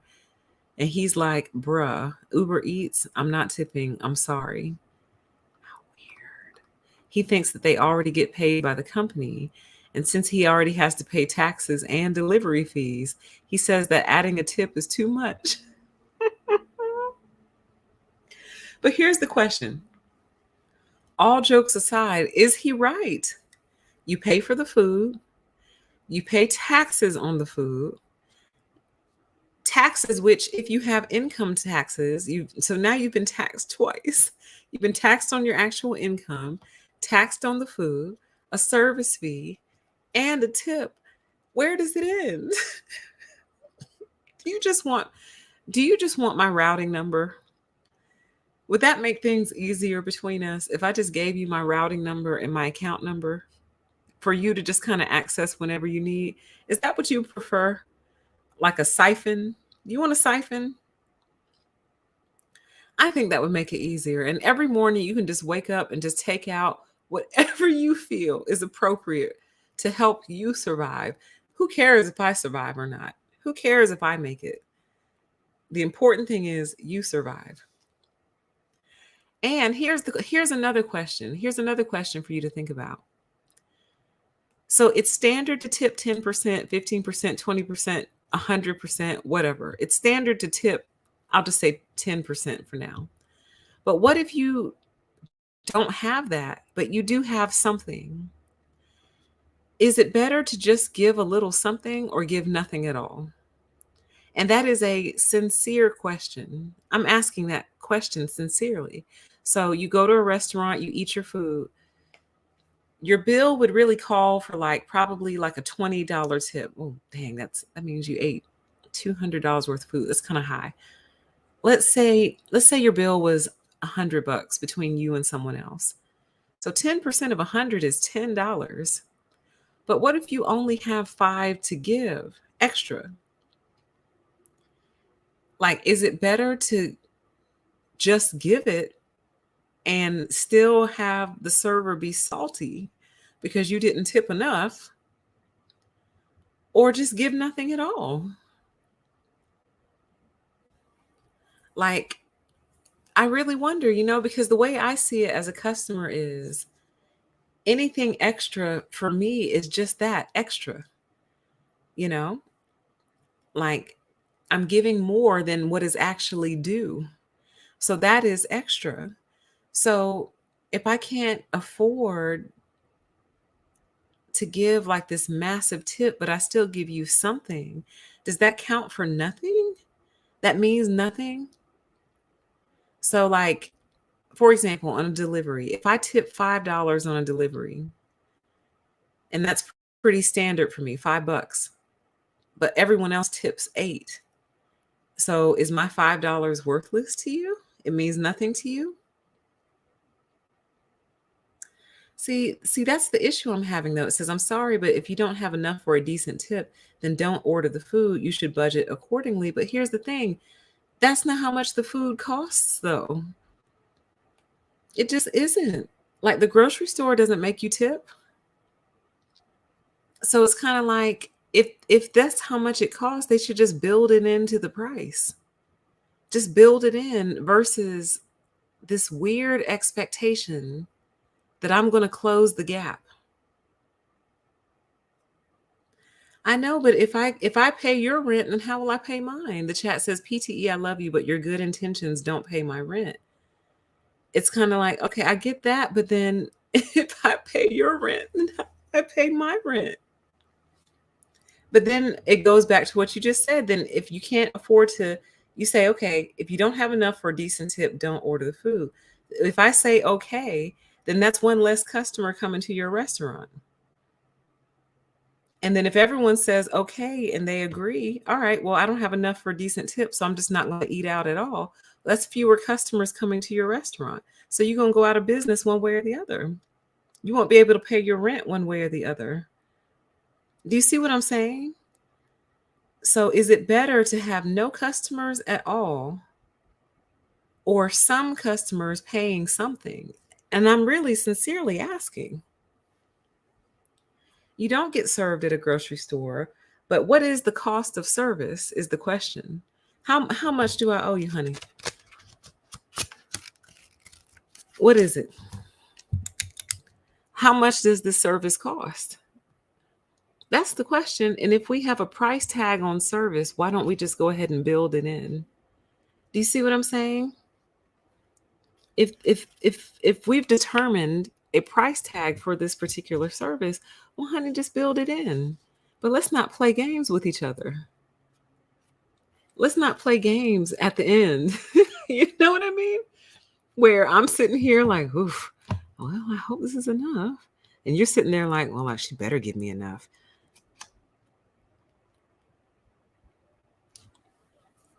Interesting. The chat says no customers is better because it forces the business to change.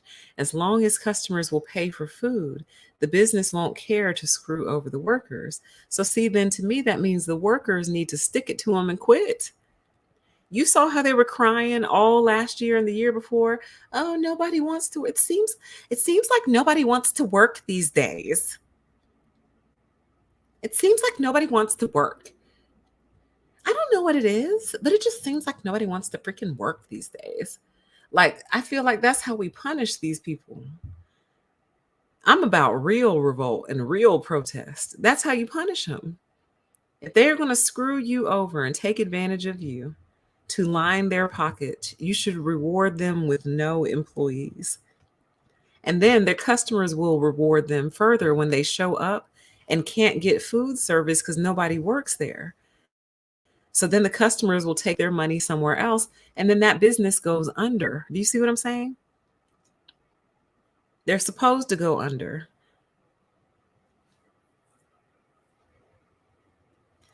So it's kind of like, it's such a weird dichotomy that's existing at the same time. Like, it's not that I don't understand where you're coming from. It really isn't. But again, where's the limit? Like, where does it stop? Like, at what point do I say, okay, I think I've given a little bit, either too much or I think I've given enough. Like, if I give a 20% tip, will that be not enough someday? Why is it based on the cost of the bill? When in reality, one person could order a T-bone steak and that takes one trip to the kitchen, and another person orders a burger and that takes one trip to the kitchen. So it's the same trip to the kitchen. So why am I paying more for the same trip to the kitchen? Do you see what I'm saying? It's so weird, man. Like, it's super weird. So the billionaire says he's not doing it. And he feels like the company already pays them. I think a lot of them think that. But clearly he's out of touch because he would know that these people aren't making that much money. But can you imagine if they would just pay people, like pay them something reasonable? Like, why not pay the delivery drivers $10 or $15 an hour? Then anything they make over that would actually be a tip. It really would be a tip. You know what I mean? Why is that so challenging? Greed. I can answer my own question. Greed. Greed is why it's so challenging. But I rewarded DoorDash by canceling I had a little subscription to everything, y'all. Not a subscription, but I paid, I think it was $99, excuse me, for essentially all you can eat delivery. I forgot what the setup was, but I just got so sick of them sending disgusting food that I was like, just give me the rest of my money back. So they refunded me like the leftover 3 months. I mean, like I was invested. I was super invested. Like when food delivery first started, y'all, I was so freaking happy. I couldn't even believe it. Like it was one of the greatest things that ever happened to me. It really was, especially when they started delivering McDonald's. Like that was something me and my friends used to talk about back in the day when we would be sitting around. I didn't live in a dorm, but just for the sake of understanding, we'd be sitting around the dorm, really the off campus apartment, eating our food, eating our study food, being like, can you imagine if they ever delivered McDonald's? Or can you imagine if they ever delivered Taco Bell? That was our thing. Taco Bell. I'm like, can you imagine if they ever delivered Taco Bell? Oh my God, we would be in heaven. And then, like 20 years later, well, like 15 years later, boom, fast food delivery to the point where it's normal now.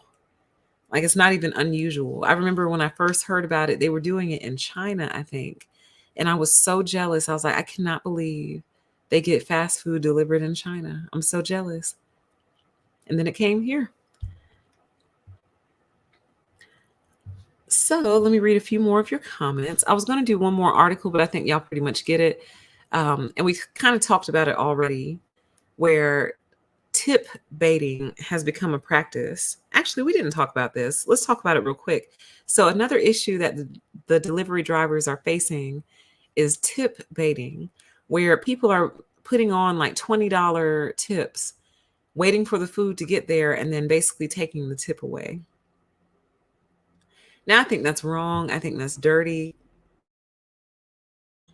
Like, if you're just doing that for no reason, like the service wasn't bad, they brought you your food, like everything was all good, and you're just doing it to try to like lure somebody to your house, like that's dirty. Like, that's wrong. Like, I feel like that right there would generate a lot of bad karma for you, a lot of bad karma for you. But at the same time, why do the apps allow it? You see what I mean? Why do they allow it? Or they need to go back to the way that it was in the past, where you tipped on the back end, which I actually really liked, because I might have planned on giving you 5, but the service might have been so good I might give you 6. But it's too late now. Like, it's gone. Like, it's gone when I place the order. And I don't think DoorDash lets you adjust the tip on the back end. Uber Eats does, I think, but not DoorDash. So I broke up with Uber Eats like a year or two ago. They infuriated me. I forgot what made me so mad, but I dumped them and started using DoorDash and had been using them ever since. But like, you always have to trace the responsibility back. Who do you blame, the person or the person who made it possible? So if someone breaks into and robs a house, but the way they got in there is somebody in the house who lived there opened the front door and let them in, do we blame the robbers or the person who opened the door and let the criminals come in? Yes, we're going to place blame on the robbers, but we also need to place some blame on the shoulders of the person who opened the door and let them in. Why would you let them in? Same thing. Why do the delivery apps allow this to happen? And you know it's happening, and you know what these customers are doing. Then why don't they have the courage then to, okay, this customer appears to have tip baited once. Okay, this customer appears to have tip baited twice. If they do it again, we're going to kick them off the platform. Do you see what I mean? Like, that's how you protect your drivers and protect the people who work for you. Like, if a customer has a habit of doing that, then you need to kick them off the platform. They're abusing the platform and abusing the drivers. You see what I mean? So let me read through your comments really quick. Thank you all for coming and being here. This is a good conversation. I'm so excited. I've been meaning to do this for a while. So some elderly people who come in every day only tip $1 or $2. Servers who aren't jerks understand low tips unless you're a total jerk the whole time you're eating. Right. I mean, let me ask you this. Let me pose this question to you. What if someone really doesn't have that much money, but they only had enough money to scrape together a little bit of food for a meal?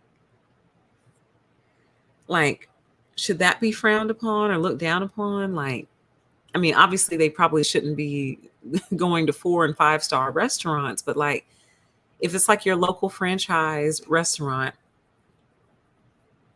you know, and maybe that's the only one in the area, I don't know. But like, what if that's all they could afford that night? You know? So it's kind of like, I don't know. I don't know. Like if you're out in the middle of Never Land for whatever reason, and there's only one restaurant out there, like a diner or something, and the diner maybe has like relatively low prices, reasonable prices or whatever. So you go there, but you're like borderlining on broke. Like, should you be treated badly or should you be even thought of negatively if you couldn't tip that night? Like, it's a legitimate question. Like, what if you have $7 to your name and you go to the diner and you're able to get a meal for $6.89? Are you supposed to hand over that 12 cents? Wait a minute. Nope, not 12 cents, girl.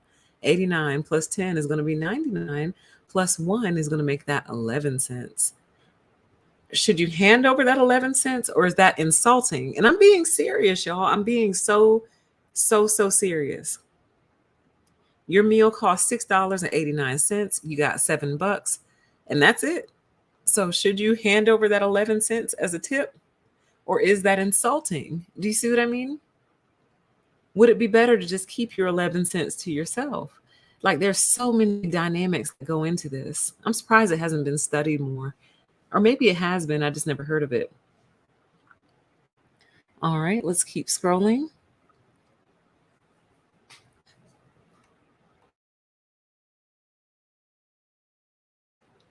Let's see.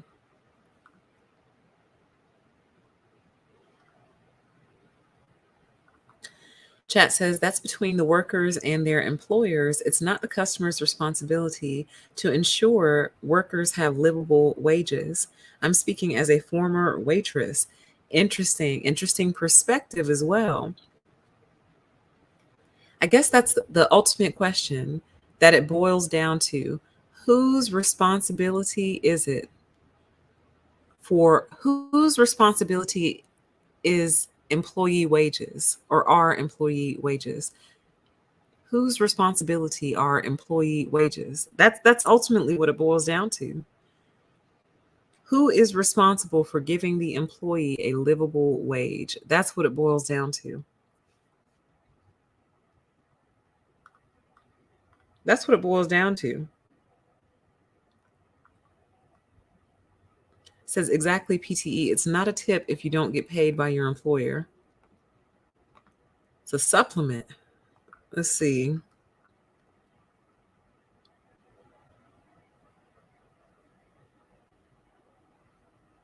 Says another thing people don't understand is that servers do more than bring your food. They're often plating the food, arguing with the cooks to get your meal out, and washing the dishes.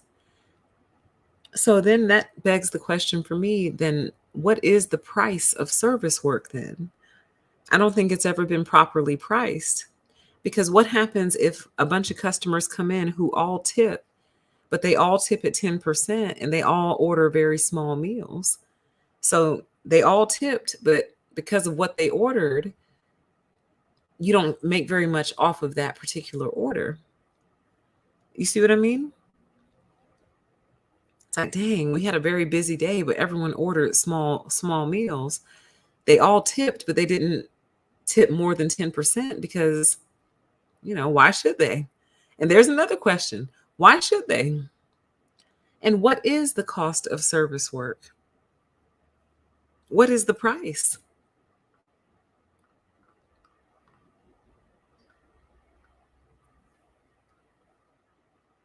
Says you can't act like as a consumer, you have no responsibility in the way the company treats the workers. You are the demand. Very true. And typically, how we tend to respond is just by stop doing business with them. We stop dealing with them. You know,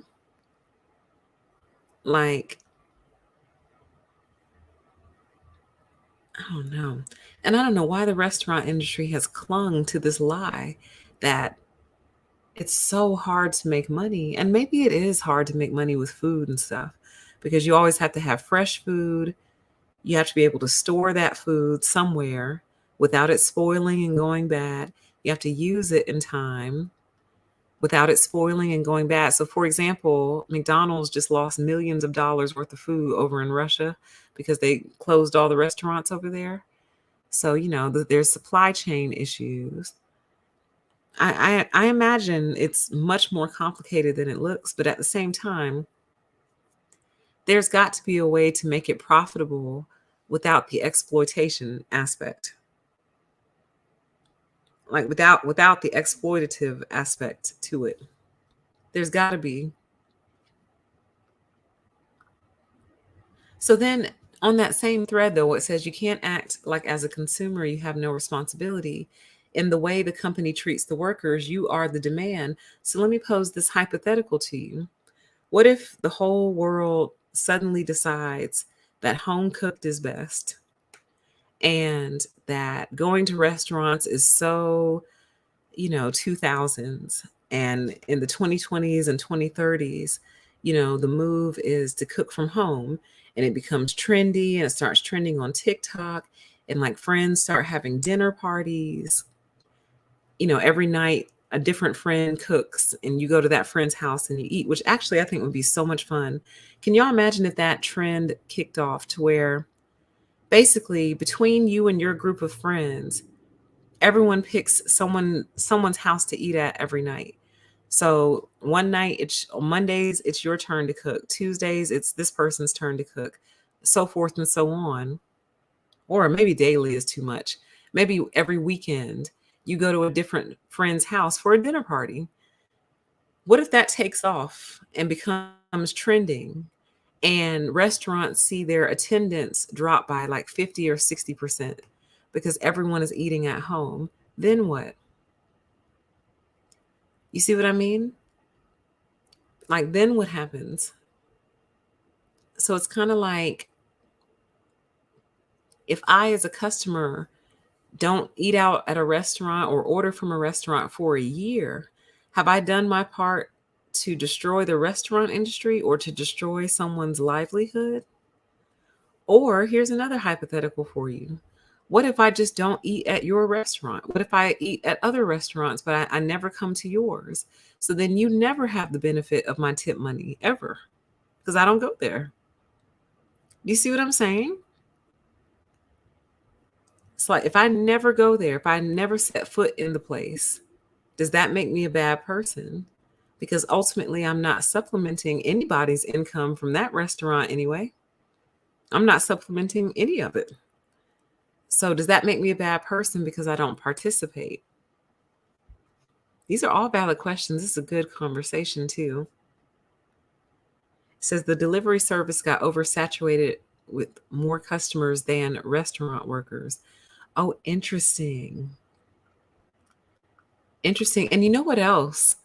I was really thinking about this the other day. I think a lot of these restaurants are too small. So, like, for example, most McDonald's, I feel like, are too small.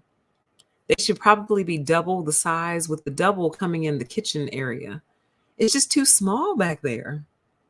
Like, how could you churn out all these orders in a timely fashion and make them hot and good and all that and have enough room for everyone to move around back there? I think these restaurants are too small. The kitchens are too small, is what I'm saying. Like, the kitchens need to be double in size, basically. It says, I tip my hairdresser 50% because she's so awesome. You are an amazing person. You're a great person. So that's her fee then. Her fee, the price of doing your hair is just that, the price of doing your hair. But her fee is 50%. Like, they needed to say that up front. This is my fee. This is my fee, and this is the cost of doing your hair. Let's see here.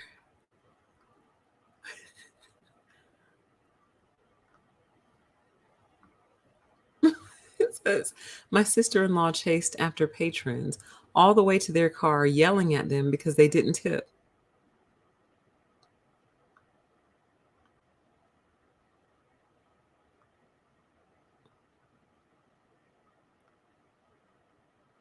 I mean, I'm not saying don't tip. I'm just posing a bunch of hypothetical questions, you know?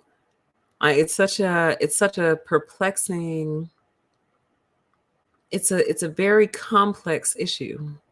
But I think the root of the issue here, let me ask you this. Let me ask you this. If the restaurants paid a livable wage, would you still feel the same way about tips? There's my question to you. If the restaurants paid a livable wage, would you still feel the same way about tips? And actually, let me see if I can make that a new poll. Oops, I'm gonna turn my keyboard back on. What basically happens with this keyboard is it's almost as if something is sitting on it or resting on it, because it'll just start hitting one letter over and over and over again, like J, J, J, J, J, J, J, J, J. And I can't get it to stop other than turning it off. See, and now it won't type. Let's see. It says, if restaurants paid a livable wage, how do you spell livable? Live able. And take the E out. Paid a livable wage, would you still feel the same way about tips? Question mark. All right, so we got a new poll. New poll coming out. Very interested to see how that shakes out. So if restaurants paid a livable wage, would you still feel the same way about tips? I have a guess, but I want to see how it shakes out first. Let's see.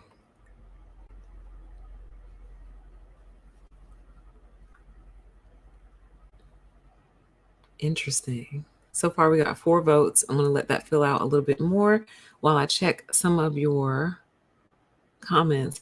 Yeah, you got a point. It says profit is inherently exploitative. That might be the problem. Profit might be the issue. Don't get me started on that, though. But profit might actually be the problem. And not only profit, but the expectation of endless growth, which is going to be a separate show we're going to do. It's called The Myth of Infinite Growth.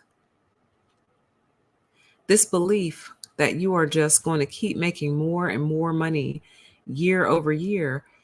And I've asked this question before. I think it was on PTE, though. I said, who told you that? Whoever told these businesses that you will only continue to grow from here? Like, what if you're just a $10 million business and that's it? Like, you'll never do more than $10 million a year.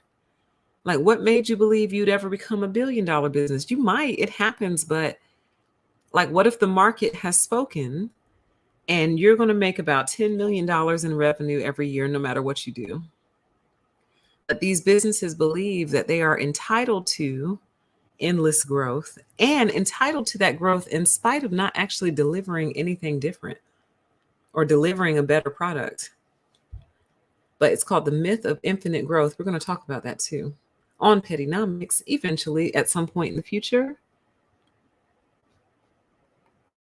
It says it used to be that tipping was because the service was stellar, and it has evolved into an obligation because the employers designed it that way, like a very weird check and balance. Yes, I said very. It says like a weird check and balance. Absolutely.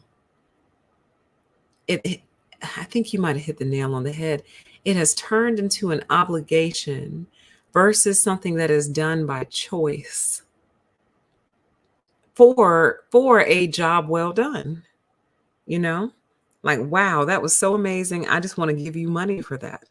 I would like to give you some money for that. That was good. But instead, it's now an obligation. And in some situations, a very arrogant obligation as well. Because, for example, let's say you tip at 20%, which is actually pretty high in my opinion. But the person you gave that 20% to kind of rolls their eyes because they're either used to 25% or they just want 25%. Well, then does that make you want to give them the 20? No, I'd be like, oh, this isn't good enough for you? Then give me my money back then. Give me this. I'll put this money right here and I'll leave. Since that wasn't good enough for you, that wasn't good enough for you? Wow. And that's where the entitlement kind of comes in a little bit. Almost like you better tip me. You see what I mean? You see how complicated this issue is? Right. It says exactly. These industries act like they can't go extinct. Exactly. Yes, they do act like they can't go extinct. You can and you will. Let's see. It says, I think it's better to not participate because it forces the business to change. I think I agree. I tend to agree.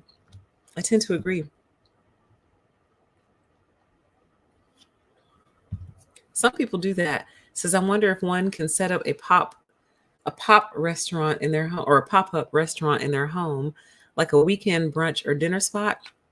They don't exactly do that, but a lot of people cook in their kitchen and they sell plates. And I'm just trying to figure out where they live. Like, who's selling plates out here, man? And do I have to tip for that?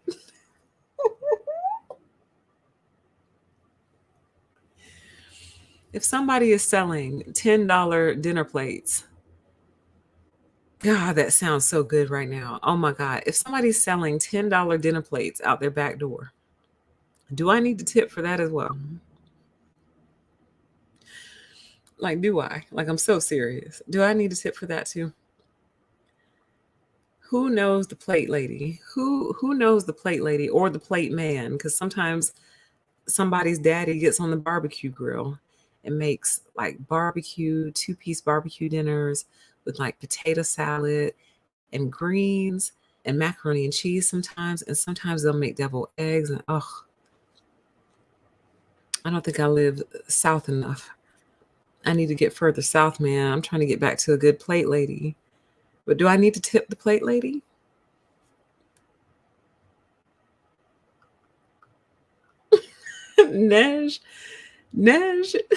you are cutting up.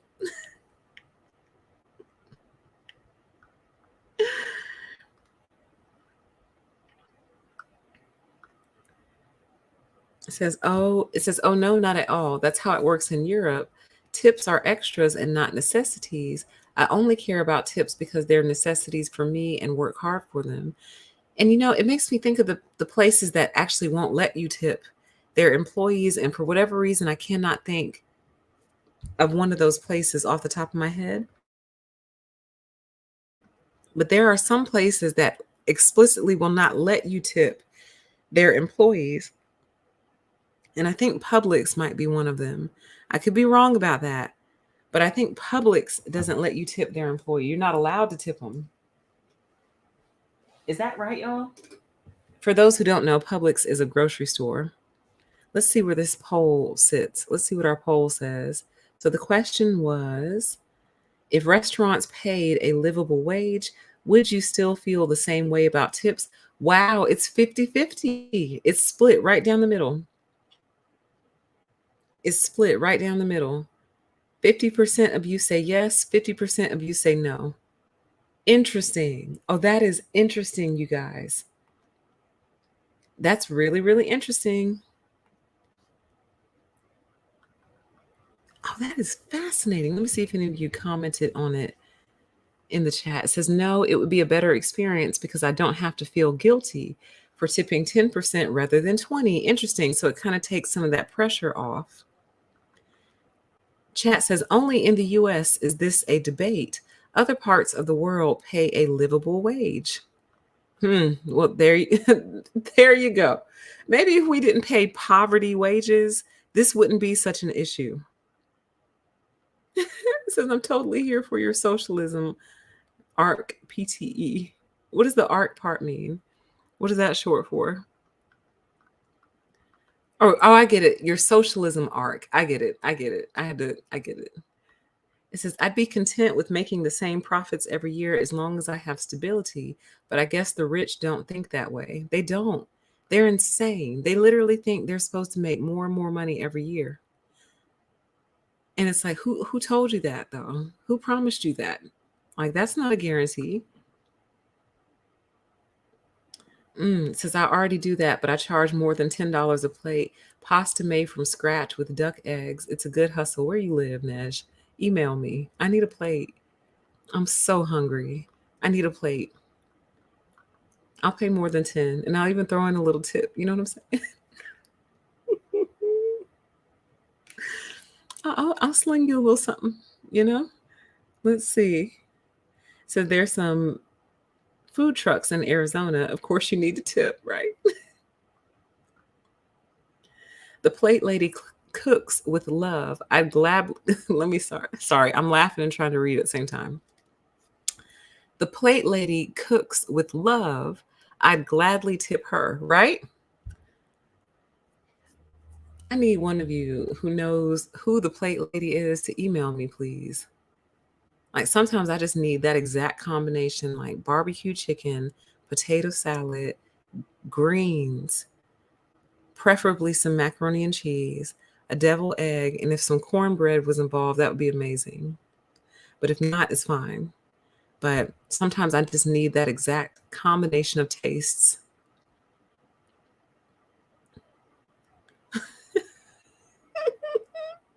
Says PTE, I used to work at KFC and Popeyes. I would know. They batter the chicken, but that's about it.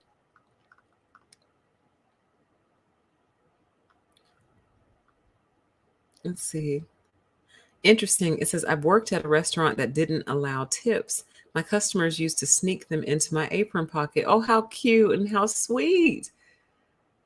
I could totally picture that too, because I know that that knowing look that they give you, especially if they're older. They slide it into your apron pocket and give you that knowing look like, yeah, got you.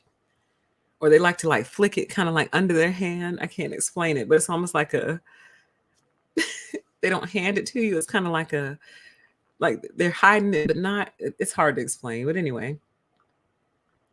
Oh, you live in Michigan, man.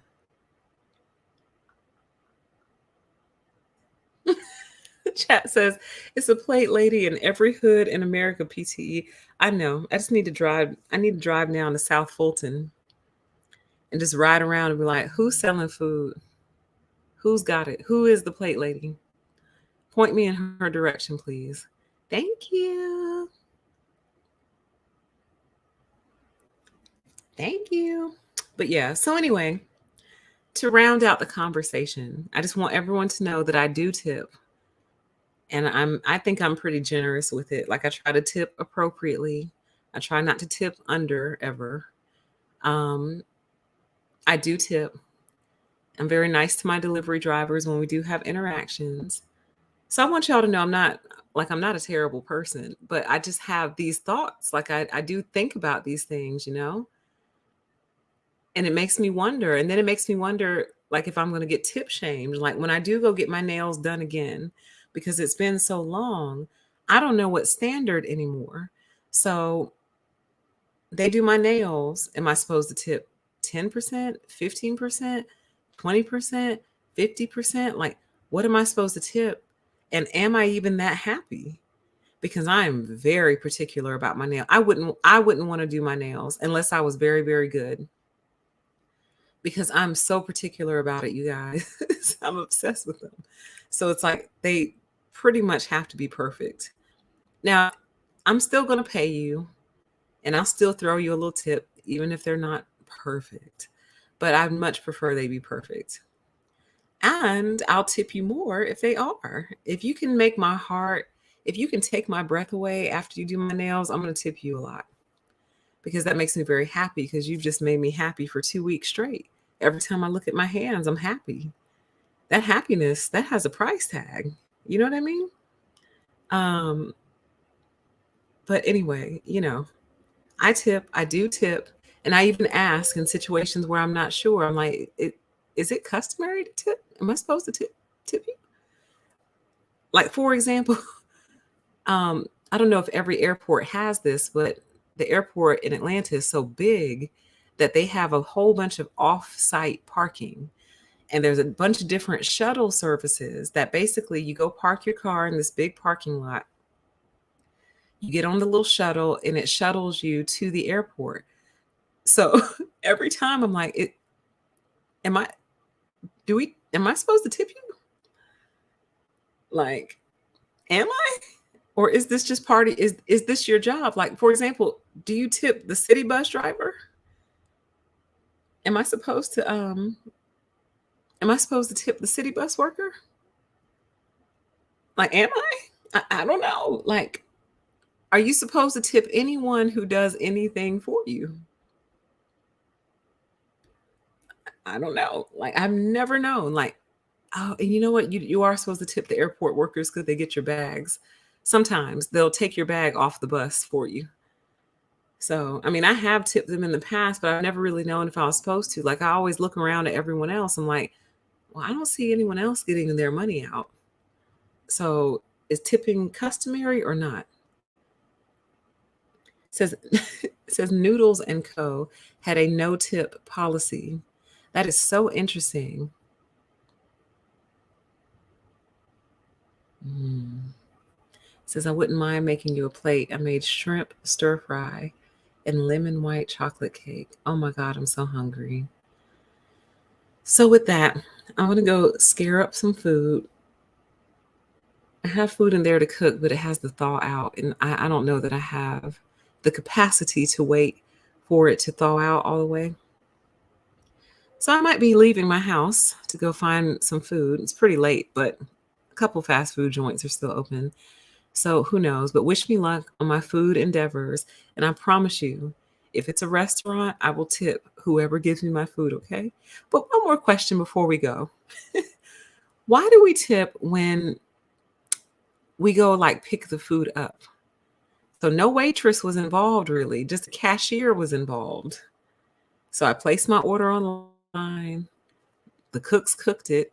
It got all, I guess, is it for the bagging it up and packing it up? But isn't that part of the whole deal though?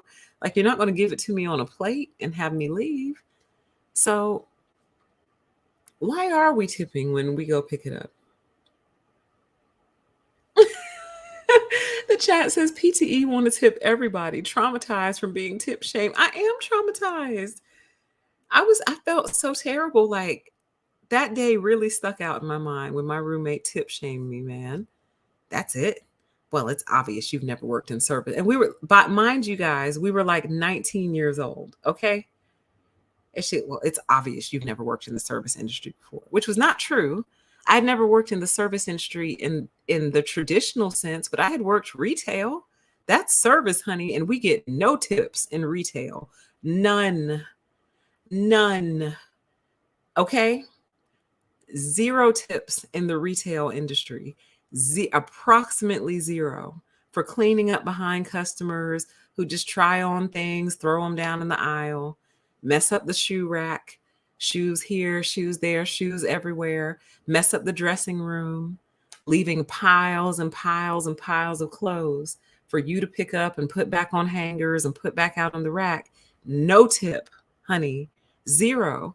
So even though I had never actually brought somebody food before, I've worked in the service industry for no tips.